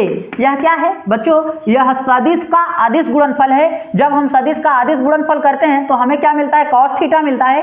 तो यहाँ मिल जाएगा d, यहाँ पे लिखेंगे d phi e is equal to, जब वेक्टर हटेगा तो यहाँ मिलेगा E into A cos theta. अब हम लेंगे cos किससे अंश, जब cos 0 अंश हो, यानी जब थीटा बराबर जब थीटा का मान क्या हो, जब थीटा का मान कितना हो, 0 हो। तो cos 0 अंश का मान कितना होता है, 1 होता है, यानी 0 जो cos यहाँ पे रखेंगे 0 थीटा की जगह पर, तो लिखेंगे d phi e is equal to E into A, और यहाँ पे लिखेंगे cos 0 अंश, यहाँ पे लिख देंगे cos 0 अंश, और cos 0 अंश का मान होता है 1। तो 1 का जब आप गुणा करेंगे इसमें तो यही मिलेगा d इंटू, यहाँ A है, सॉरी d ना, या आप किताब में d पाए होंगे, यहाँ A हमने लिख दिया तो आप A ही लिखिएगा। क्षेत्रफल क्या हो गया, A हो गया। तो बच्चों यह हमारा क्या है, इक्वेशन नंबर फर्स्ट है। अब हम यहाँ पे लिखेंगे कि संपूर्ण पृष्ठ के लिए, यह सूक्ष्म पृष्ठ था, अब हम किसके लिए निकालेंगे, संपूर्ण पृष्ठ के लिए। तो हम यहीं लिख देते हैं, आप यहाँ देखते रहिएगा थोड़ा सा, तब मिटाते हैं उसके बाद। तो लिखेंगे कि संपूर्ण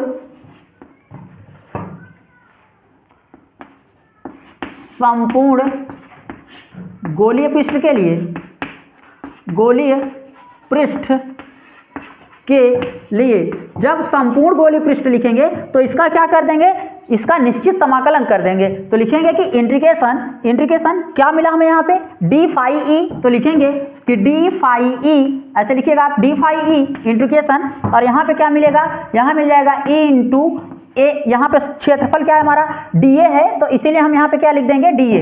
तो लिखेंगे कि DA ये लिख देंगे। अब बच्चों यहाँ से जो ये हमारे पास जो मान है, यानी E जो है वह एक अचर राशि है, E बाहर हो जाएगा। ठीक इसी प्रकार से जब इसका इंटीग्रेशन करेंगे आप तो DA के साथ यह इंटीग्रेशन हट जाएगा और बचेगा क्या कि phi E, यानी यह क्या है, हमारा जो अभी वैद्युत फ्लक्स था वही है यह d phi E is equal to, यहाँ पे क्या बचेगा, E हम बाहर कर लेंगे और इंटीग्रेशन क्या बचेगा, DA बचेगा। DA क्या है, क्षेत्रफल है, किसका क्षेत्रफल है, तो गोले का क्षेत्रफल है। तो लिखेंगे कि चूंकि यहाँ पे DA गोले का क्या है, गोले का क्षेत्रफल है, क्षेत्रफल है, और गोले का क्षेत्रफल क्या होता है पाई आर स्क्वायर। तो यहाँ लिख देंगे कि DA बराबर 4 पाई आर स्क्वायर। तो जहाँ पर क्या है, DA है, वहाँ हम लोग क्या रखना पसंद करेंगे, 4 पाई आर स्क्वायर। तो आप इसका स्क्रीनशॉट लें, फिर हम इसको मिटाते हैं। तो अब हम लोग क्या करेंगे, इसको लिखेंगे यहाँ पे, यानी कि इसकी जगह पर यहाँ पे हम लोग ये रखेंगे। तो लिखेंगे क्या कि phi E is equal to E into, देखिए जब संख्या रखेंगे तो संख्या का समाकलन बनता नहीं, संख्याएं बाहर हो जाती है, तो ये पूरा मान बाहर हो जाएगा और यहाँ बचेगा 4 पाई आर स्क्वायर। बच्चों चूंकि तीव्रता का मान क्या होता है, चूंकि ई बराबर क्या होता है, ई बराबर होता है 1/4 पाई एप्सिलॉन नॉट और क्या होता है क्यू अपान के आर स्क्वायर। तो अब हम लोग जहां पे ई है उसकी जगह पर यही मान रख देंगे यहाँ पे, तो होगा फाई ई बराबर, इसका मान रखेंगे 1/4 पाई एप्सिलॉन के नॉट और लिखेंगे क्यू अपान के आर स्क्वायर इंटू, यहाँ पे क्या लिख देंगे आप, ये मान बचा हुआ है 4 पाई आर स्क्वायर।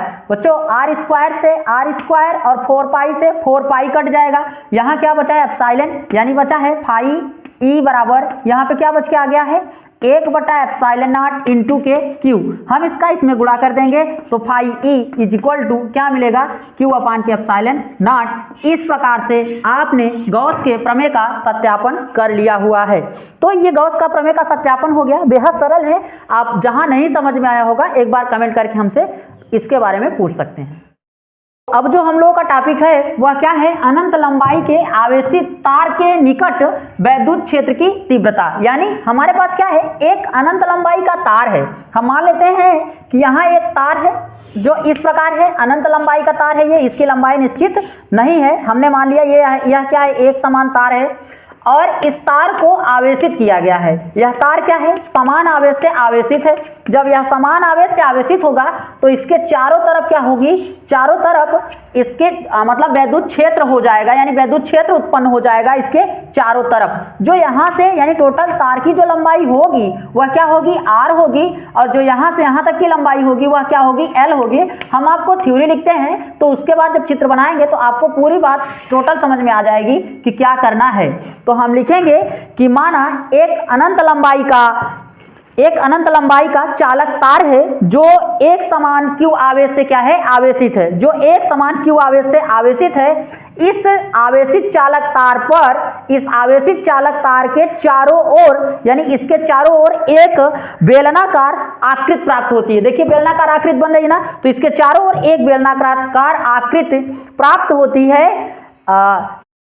है जो आर दूरी पर, यानी इससे आर दूरी पर कोई बिंदु P स्थित है जिस पर हमें तीव्रता ज्ञात करनी है। यानी हम लोग क्या करेंगे, एक अनंत लंबाई का चालक तार लेंगे, उसके चारों ओर एक बेलनाकार क्षेत्रफल प्राप्त हो जाएगा। उस क्षेत्रफल से यानी कोई बिंदु है P स्थित है जिस पर हम लोग को क्या करना है, वैद्युत क्षेत्र की तीव्रता ज्ञात करनी है। उस जो P स्थित है उसके बीच की दूरी क्या है, आर है। तो हम लोग यही लिखेंगे कि माना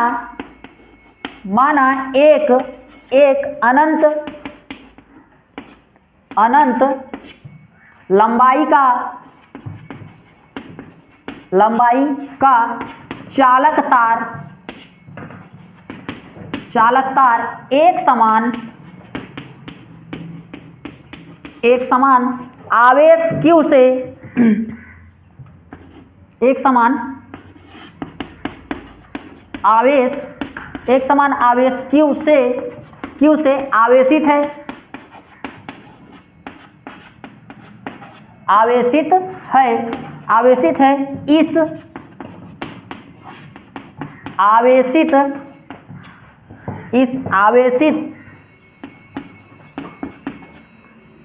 इस आवेशित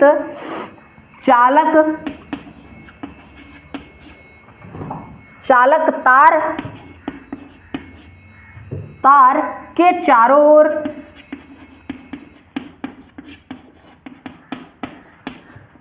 ओर एक बेलनाकार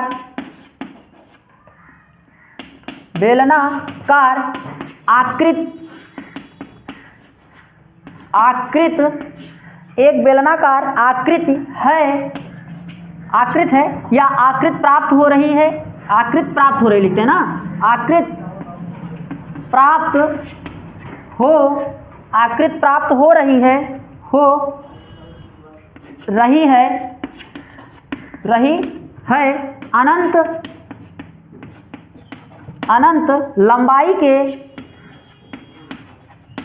अनंत लंबाई के स्मॉल आर दूरी पर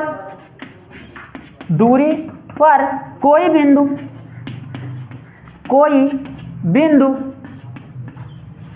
P है, P स्थित है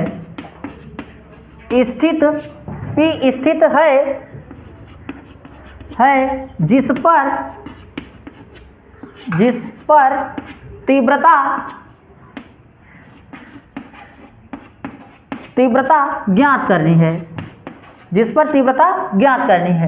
तो ये आपकी भूमिका बनके तैयार है। अब इसी के आधार पर आप लोग क्या करिएगा, चित्र बनाइए। अगर आप चित्र बना ले जाते हैं तो यह पूरा क्या हो जाएगा, मामला सॉल्व हो जाएगा। तो हम लोग क्या करते हैं, चित्र बनाते हैं। आप चित्र समझें, चित्र कैसे भी बनेगा।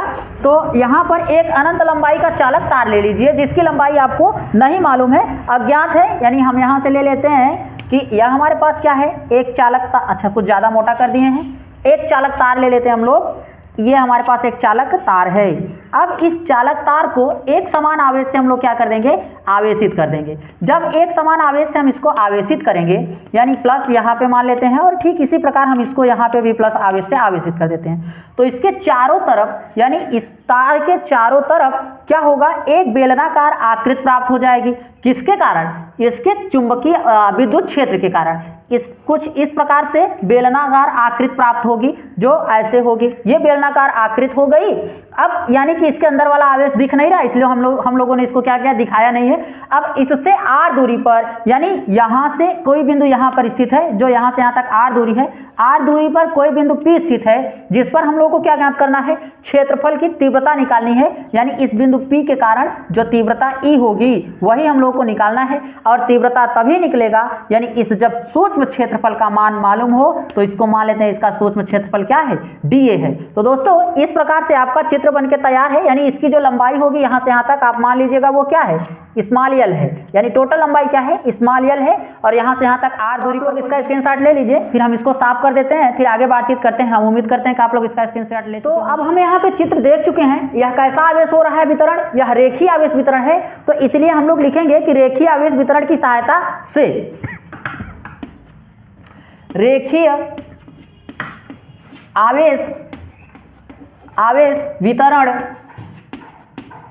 वितरण की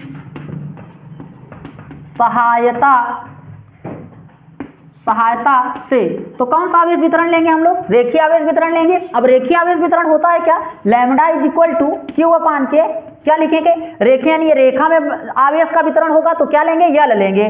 तो लिखेंगे कि रेखीय आवेश वितरण यानी Q अपान L। ये बच्चों क्या है, लैम्डा बराबर है, याद रखिएगा। जब हम आपको Q का मान पूछेंगे तो आप इसका इसमें तिर्यक गुणा कर दीजिएगा 1 बटा मान के, तो यहाँ पे निकल के आएगा Q बराबर लैम्डा L। ये आप याद रखेंगे ना। और इसी से हम लोग बातचीत करते हैं। अब आगे देखें, आगे लिखेंगे कि जो सूक्ष्म क्षेत्रफल है, सूक्ष्म गुजरने वाला कुल वैद्युत फ्लक्स से जो सूक्ष्म क्षेत्रफल है वो हमारा क्या है, dA है। तो लिखेंगे, क्या लिखेंगे, सूक्ष्म क्षेत्रफल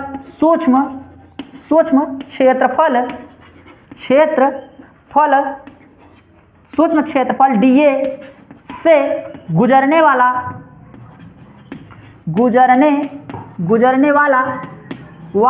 कुल वैद्युत फ्लक्स ना, कुल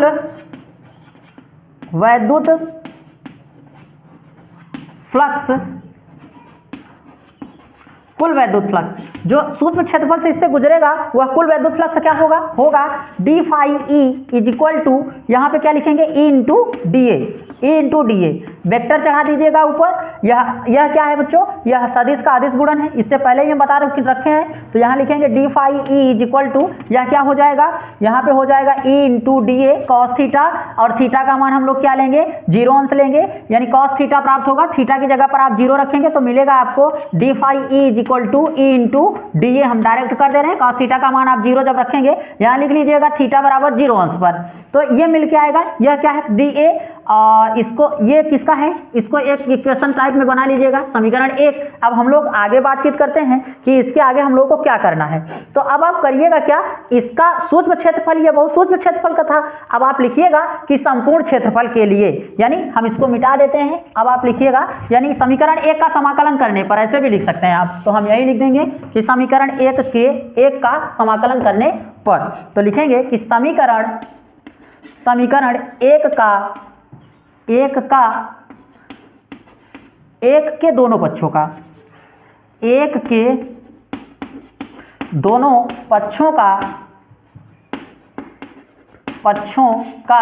समाकलन करने पर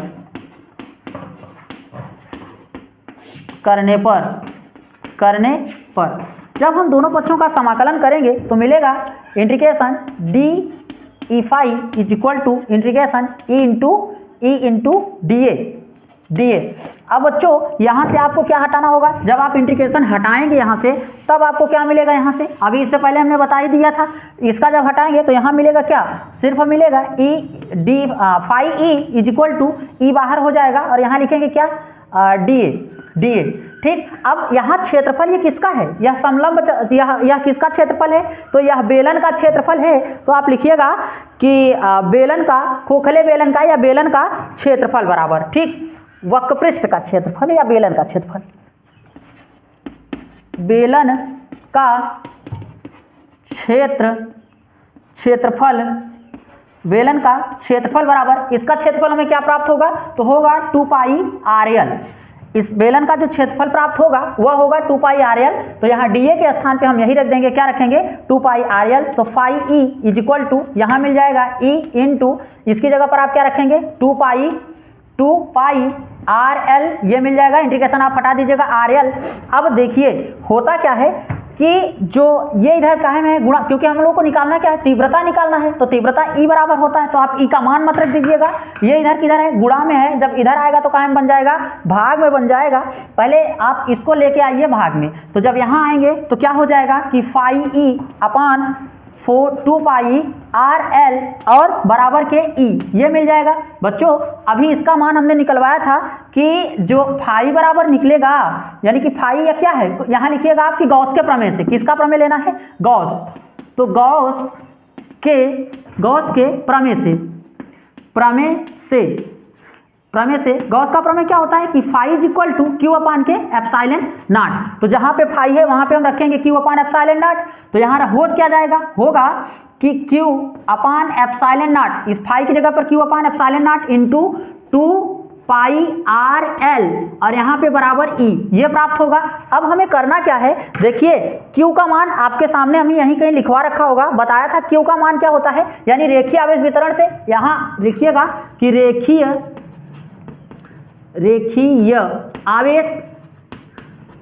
आवेश वितरण से ना, रेखीय आवेश वितरण से, 1 मिनट, वितरण से जब रेखीय आवेश वितरण होगा तब आप क्या करिएगा, लिखिएगा क्या कि लैम्डा बराबर क्यू अपान, अभी हमने लिखा था यल, तो यहाँ पे हो जाएगा क्यू बराबर क्या हो जाएगा, क्यू बराबर हो जाएगा लैम्डा यल। तो जहाँ पर क्यू है, यानी इस वाले मान में जहाँ क्यू है वहाँ पे हम लोग क्या रखना पसंद करेंगे, लैम्डा एल। यहाँ पर क्यू की जगह पर क्या लिखेंगे, क्यू की जगह पर लिख देंगे लैम्डा एल। तो हो जाएगा यहाँ पे क्या होगा, लैम्डा एल अपान लैम्डा एल अपान क्या, यहाँ से क्या मिलेगा आपको, मिलेगा 2 पाई एक साथ करिएगा 2 पाई एप्सिलॉन नॉट, इसको कर लीजिएगा और फिर बचेगा RL इज इक्वल टू यहाँ पे क्या हो जाएगा, E हो जाएगा। तो दोस्तों जो चीजें कट रही हैं उसको हमें क्या कर देना चाहिए, काट देना चाहिए। तो आप यहाँ से काट दीजिएगा, क्या काट दीजिएगा, L से L काट दीजिएगा, तो मिल सकता है आपको E बराबर, अब हम E को इधर कर रहे हैं, E बराबर 1/2 पाई एप्सिलॉन के नॉट और यहाँ पे क्या बचेगा L अपान के R। तो यही हमारा फार्मूला है। हो सकता है कि आपके किताब में यहाँ पे 4 कर दिया होगा, तो आप 2 से गुणा और 2 से भाग कर दीजिएगा। जब 2 से गुणा और 2 से भाग करेंगे तो मिलेगा 1/4 पाई एप्सिलॉन के नॉट 2 लैम्डा अपान के R। तो यह भी आपका मान हो सकता है। तो ये दोनों फार्मूले हैं, एक ही फार्मूला एक ही चीज है, 2 बार कर सकता है। तो इस प्रकार से आपने इसका सत्यापन कर लिया है। तो अब हम लोग देखते हैं क्या है, अनंत विस्तार की समतल आवेशित प्लेट के कारण किसी निकट बिंदु P पर वैद्युत क्षेत्र की तीव्रता। यानी हमारे पास क्या है, एक प्लेट है और उस प्लेट के कारण, यानी उस समतल प्लेट है, उस समतल प्लेट के कारण कि कोई बिंदु, उसके निकट कोई बिंदु क्या है, P है, जिस पर वैद्युत क्षेत्र की तीव्रता ज्ञात करनी है। यानी एक प्लेट है, प्लेट को आपने आवेश दे रखा है, जब आवेश देंगे तो उसके चारों तरफ तीव्रता यानी वैद्युत क्षेत्र फैल जाएगा।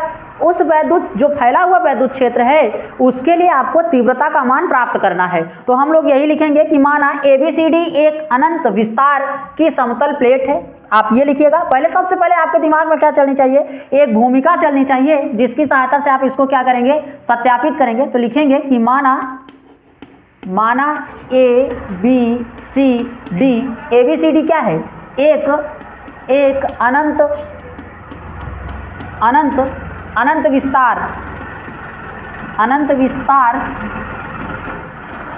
विस्तार की समतल प्लेट है, समतल प्लेट है। क्या है, समतल प्लेट है। अब इसको क्या है, जो समान आवेश से आवेशित है, जो समान आवेश से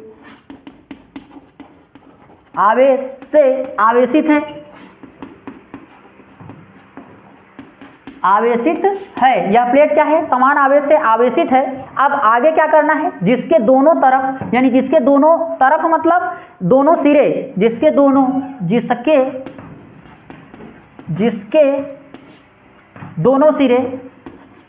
दोनों तरफ ही लिखिएगा, जिसके दोनों तरफ क्या है, समान है, या इसके दोनों, यानी इधर और इधर दोनों तरफ क्या है, समान है। इस, यानी कि जब दोनों समान हो जाएंगे तब हम लोग क्या करेंगे कि एक बेलन की कल्पना करेंगे ना, समान है, और इसी पे हम क्या करेंगे, एक गॉसियन पृष्ठ की कल्पना करेंगे। समान है, इस पर एक गॉसियन पृष्ठ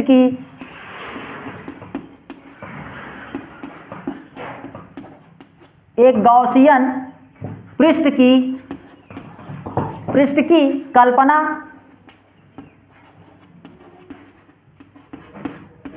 कल्पना करते हैं, यानी क्या करेंगे, इसकी कल्पना करते हैं, इससे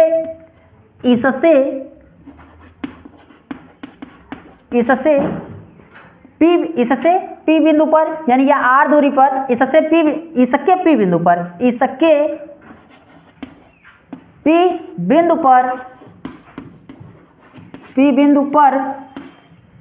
बिंदु पर तीव्रता ज्ञात करनी है, P बिंदु पर तीव्रता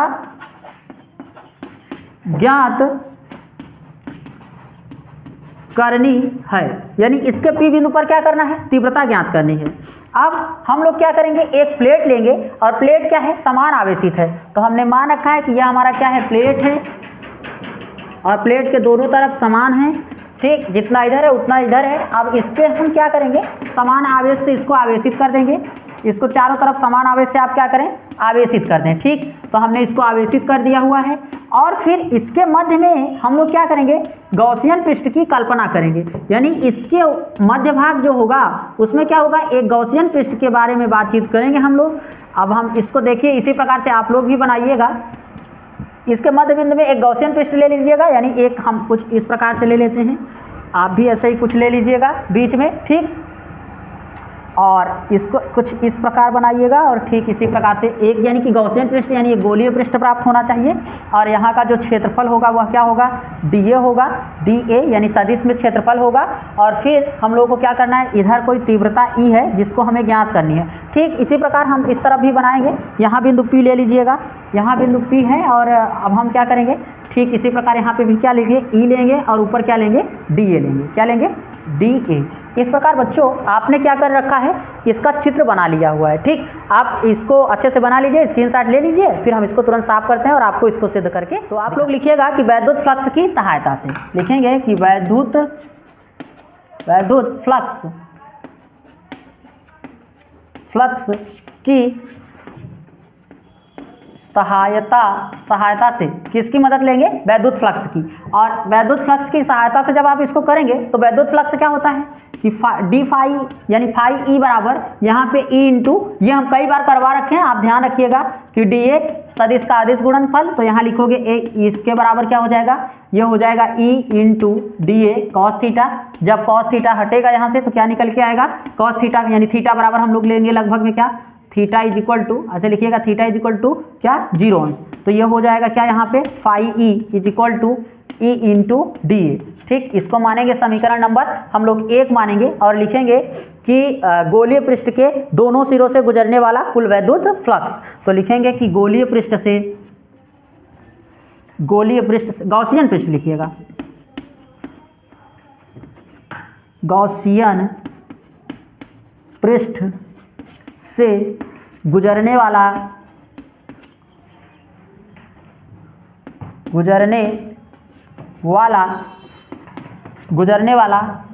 कुल वैद्युत फ्लक्स, गुजरने वाला वैद्युत फ्लक्स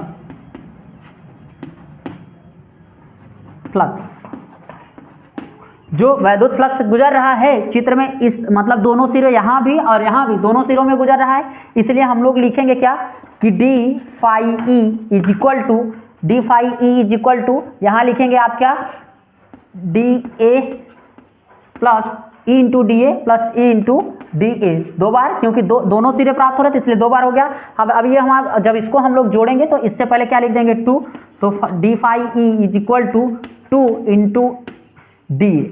ठीक, ये हो जाएगा, इसको हम लोग मान लेते हैं क्या समीकरण नंबर 2। ठीक, तो अब आप लोग इसको लिखें, अच्छा हम यहाँ कर देते, ठीक है आप इसको लिखें तब आगे बातचीत करते हैं, इसको मिटा देते हैं, जगह नहीं। अब आप लिखिएगा कि समीकरण 2 के दोनों पक्षों का क्या कर दें समाकलन करने पर, तो लिखिएगा कि समीकरण 2 के दोनों पक्षों का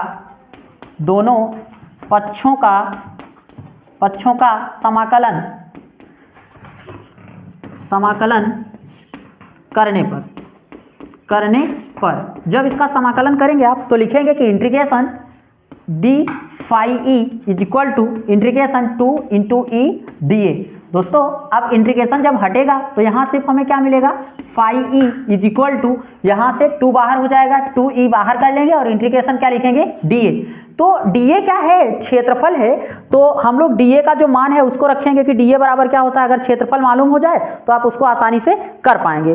तो लिखेंगे कि डी फाई ई बराबर 2e ए, ये लिख देंगे और 2e ए हो जाएगा। अब यहाँ आप लिखिएगा क्या कैसा आवेश वितरण, यह कैसा था, एक प्लेट था, तो प्लेट एक कैसा आवेश वितरण था, पृष्ठीय आवेश घनत्व था, यानी पृष्ठीय आवेश घनत्व की सहायता से, तो आप लिखेंगे पृष्ठीय आवेश वितरण की सहायता से या पृष्ठीय आवेश घनत्व की सहायता से, पृष्ठीय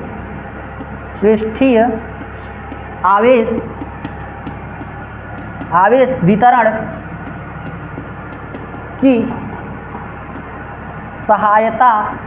पृष्ठीय आवेश क्या होता है जब आवेशों का वितरण कहाँ हो, धातु के पूरे पृष्ठ में हो, तो उसको हम लोग क्या कहते हैं पृष्ठीय आवेश वितरण कहते हैं। और इसको दिखाते हैं किससे, सिग्मा से। सिग्मा बराबर होता है Q अपान ए, क्या होगा Q अपान ए। और जब हम आपसे निकालने के लिए कहें कि आप सिर्फ क्या निकाल के दें हमें Q का मान, तो यहाँ क्या हो जाएगा Q बराबर हो जाएगा Q बराबर सिग्मा ए।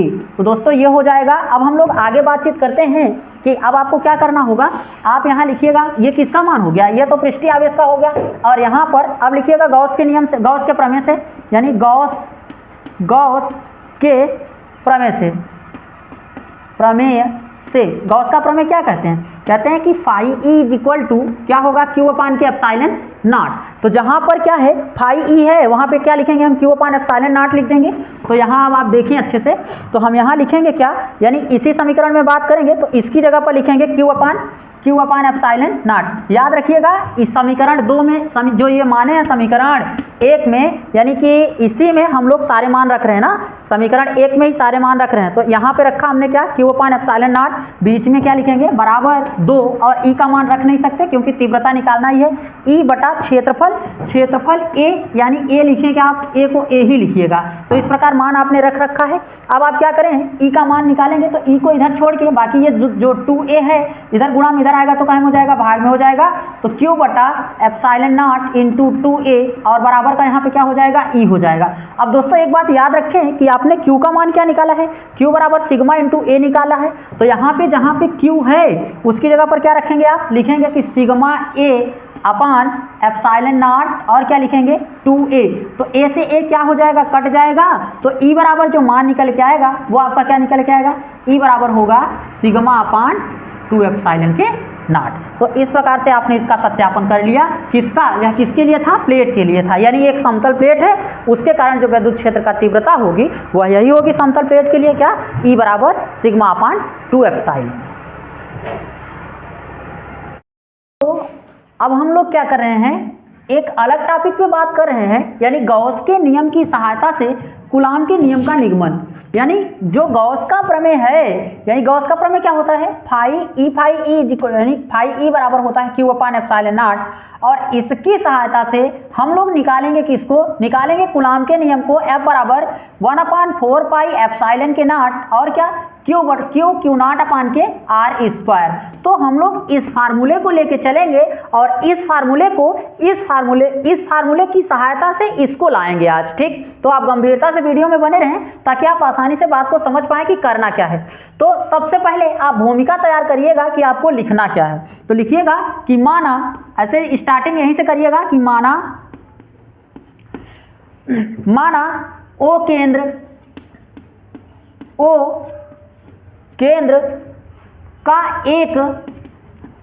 का एक वृत्तीय पास है, पास मीन्स होता है गोला, ठीक। एक वृत्तीय पास है जिसके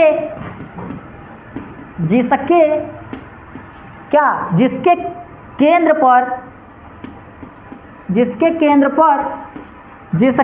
पर क्यू आवेश क्या है, स्थित है, जिसके केंद्र पर क्यू आवेश स्थित है, क्यू से आर दूरी पर, यानी क्यू से आर दूरी पर स्थित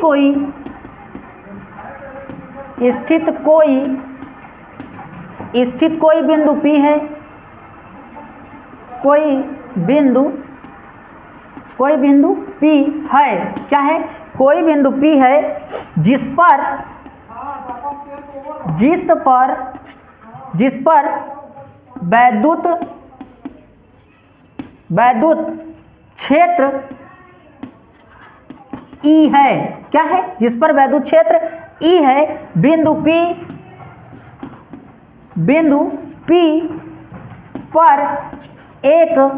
P पर क्या, एक सूक्ष्म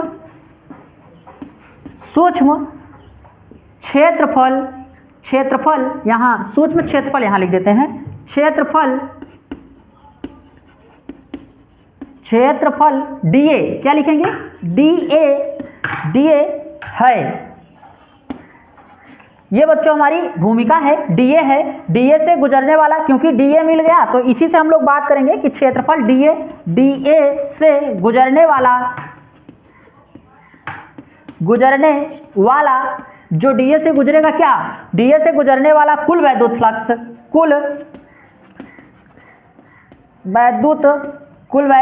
फ्लक्स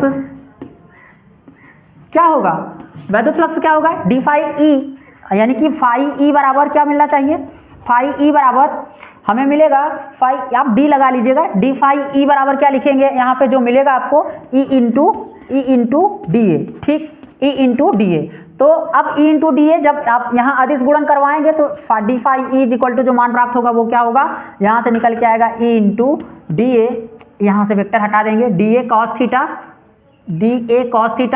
का मान हम लोग क्या लेंगे, 0 अंश।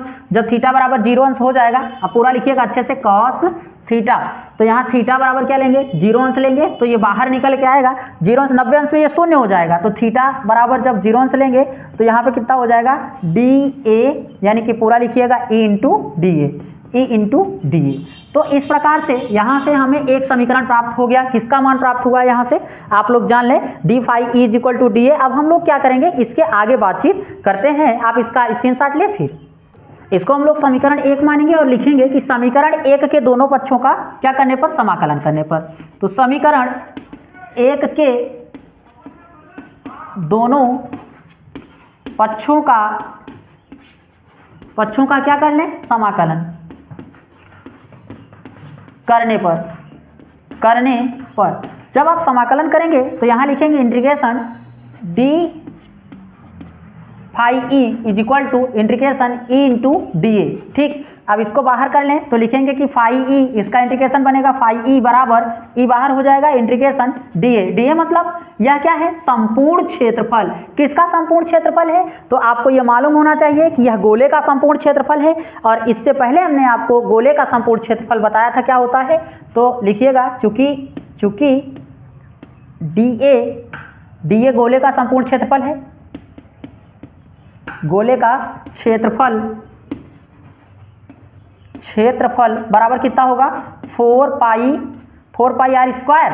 ठीक, अब हम इसको मिटा देते हैं ये वाला, आप देखिएगा 4 पाई आर स्क्वायर। अब जहां फाई बराबर क्या होता है ये भी लिख देते हैं, गॉस के एक तो मान ये मालूम हो गया, और फाई बराबर यानी गॉस के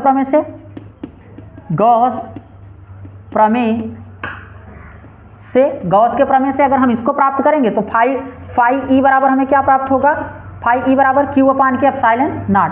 बच्चों यह सारे मान हम लोग क्या करेंगे, रख देंगे। तो जब रखेंगे तो यहाँ मिलेगा, यहाँ पहले अच्छा एक बार आप यही लिखिएगा E phi E is equal to, जब इसको रखेंगे तो ई इंटू यहाँ पे मान क्या मिलेगा, इसका मान पाएँ आप क्या 4 पाई आर स्क्वायर। और अब आप इसका मान रखें, किसका मान रखेंगे, यहाँ से एप्सिलॉन ये फाई अपान यानी गॉस के प्रमेय का, इसका मान हो जाएगा क्यू अपान के एप्सिलॉन नॉट। तो यहाँ लिखेंगे क्यू अपान एप्सिलॉन के naught is equal to E into यहाँ पे क्या बचा है 4 पाई आर स्क्वायर। ये पूरा गुणा में इधर आएगा तो भाग में, जब इसको भाग में करेंगे तो लिखेंगे Q upon 4 pi epsilon naught R square. हम इसको बाद में कर दिए बराबर के ई। अब दोस्तों करिएगा क्या कि ई का जो मान है ई बराबर यानी तीव्रता की सहायता से, यहाँ लिखिएगा तीव्रता की सहायता से तीव्रता क्या होती है ई बराबर, तीव्रता यानी ई बराबर क्या होगा एफ अपान की क्यू नॉट होगा। तो जहां पर ई है वहां पे आप रखेंगे एफ अपान क्यू नॉट, तो यहाँ हो जाएगा क्यू अपान 4 पाई एप्सिलॉन के नॉट, और यहाँ पे हो जाएगा कि आर स्क्वायर बराबर यहाँ ई की जगह पर क्या हो जाएगा एफ अपान के क्यू नॉट। अब क्यू नॉट का गुणा कर देंगे आप इसमें, जब इसका इसमें गुणा करेंगे तो यहाँ हम सीधे ऐसे लिख देते हैं क्यू नॉट पूरे का बटा 4 pi epsilon naught into R square और बराबर के एफ। इसी चीज़ को अगर हम सही से लिखें, क्रम वाइज कर दें, तो मिलेगा एफ बराबर 1/4 पाई एप्सिलॉन के नॉट। ठीक, इसका बटा कुछ नहीं मान लिया, एक मान लिया इसका बटा, और यहाँ पे क्यू नॉट अपान के आर स्क्वायर। इस प्रकार आपने गॉस के प्रमेय की सहायता से कूलाम के नियम को प्राप्त कर लिया, यानी एक नियम की सहायता से दूसरा नियम हमें प्राप्त हो गया। हम आशा करते हैं आपको ये बातें समझ में आ रही होंगी। अब हम लोग आगे बातचीत करते हैं। दोस्तों अब हम लोग बातचीत कर रहे हैं गॉस के प्रमेय का अनुप्रयोग। अच्छा, गॉस के प्रमेय के दो अनुप्रयोग होते हैं, एक क्या होता है गोलीय कोष के बाहर और एक होता है गोलीय कोष के अंदर। तो जो गोलीय कोष के अंदर होता है उसका मान 0 होता है, और जो गोलीय कोष के बाहर होता है उसी को हम लोग आज क्या करेंगे, प्राप्त करेंगे। उसके लिए व्यंजक प्राप्त करेंगे। तो सबसे पहले इसके लिए हमें क्या होना चाहिए, एक भूमिका बनानी है। तो आप लिखिएगा माना ऐसे, यानी स्टार्टिंग हम माना से ही करेंगे। माना एक कैपिटल आर त्रिज्या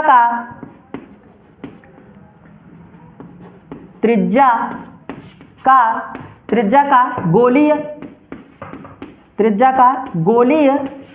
क्या हो, एक आकृति है, गोलीय आकृति है या कोष है, भी लिख सकते हैं आकृति, गोलीय आकृति है।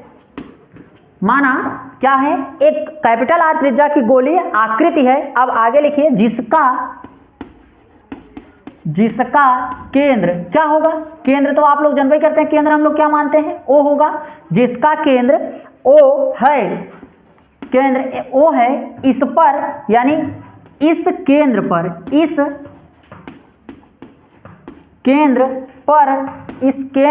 पर मत लिखिएगा, इस केंद्र से स्मॉल आर दूरी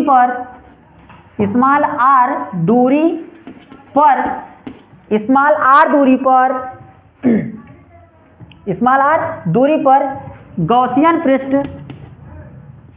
इस लिख देते हैं, इस गॉसियन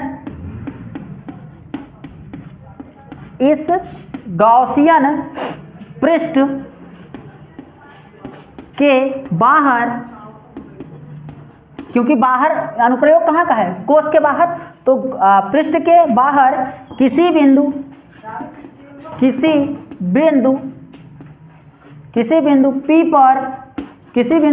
P पर क्या ज्ञात करना है, विद्युत क्षेत्र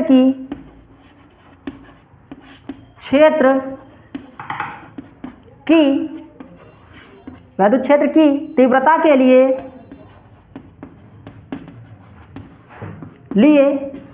व्यंजक प्राप्त करना है,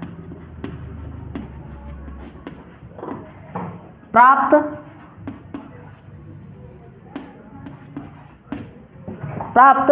करना है। अब आप क्या करें, सबसे पहले चित्र बनाएं। अब चित्र को समझे क्या करेंगे, एक गॉसियन पृष्ठ लेंगे, तो हमने मान रखा है कि यह क्या है, एक गोलीय गॉसियन पृष्ठ है। यहाँ इसका क्या है, केंद्र है और केंद्र O है, O से यहाँ तक की जो दूरी है कैपिटल R है। इस कैपिटल R दूरी के कारण, यानी इसके कारण कोई बिंदु, ये जब विद्युत क्षेत्र आप देंगे तो इसके चारों तरफ एक क्या होगा, विद्युत धारा दिए तो विद्युत क्षेत्र उत्पन्न होगा इसके चारों तरफ एक समान गोलीय पृष्ठ से। तो आप ऐसे गोलीय पृष्ठ की कल्पना कर लीजिएगा, एक गोलीय पृष्ठ तैयार हो जाएगी और यहाँ से यहाँ तक की जो त्रिज्या है वो क्या है, स्मॉल r है, यानी बाहर वाले गोले की जो त्रिज्या है वह क्या है, स्मॉल r है। और यहीं कोई बिंदु P स्थित है जिस पर हम लोगों को क्या ज्ञात करना है, वैद्युत क्षेत्र की तीव्रता यानी E का मान ज्ञात करना है, E निकालना है। ठीक, वैद्युत क्षेत्र की तीव्रता के लिए व्यंजक प्राप्त करना है। तो इस प्रकार से आपका जो चित्र है वो बन के तैयार है। आप चित्र का स्क्रीनशॉट ले लीजिए, यानी थ्योरी का स्क्रीनशॉट लें आप, फिर हम इसके आगे आपको डेरिवेट करके दिखाते हैं। तो अब आप लोग लिखिएगा कि विद्युत फ्लक्स की सहायता से, यहाँ लिखेंगे किससे, विद्युत फ्लक्स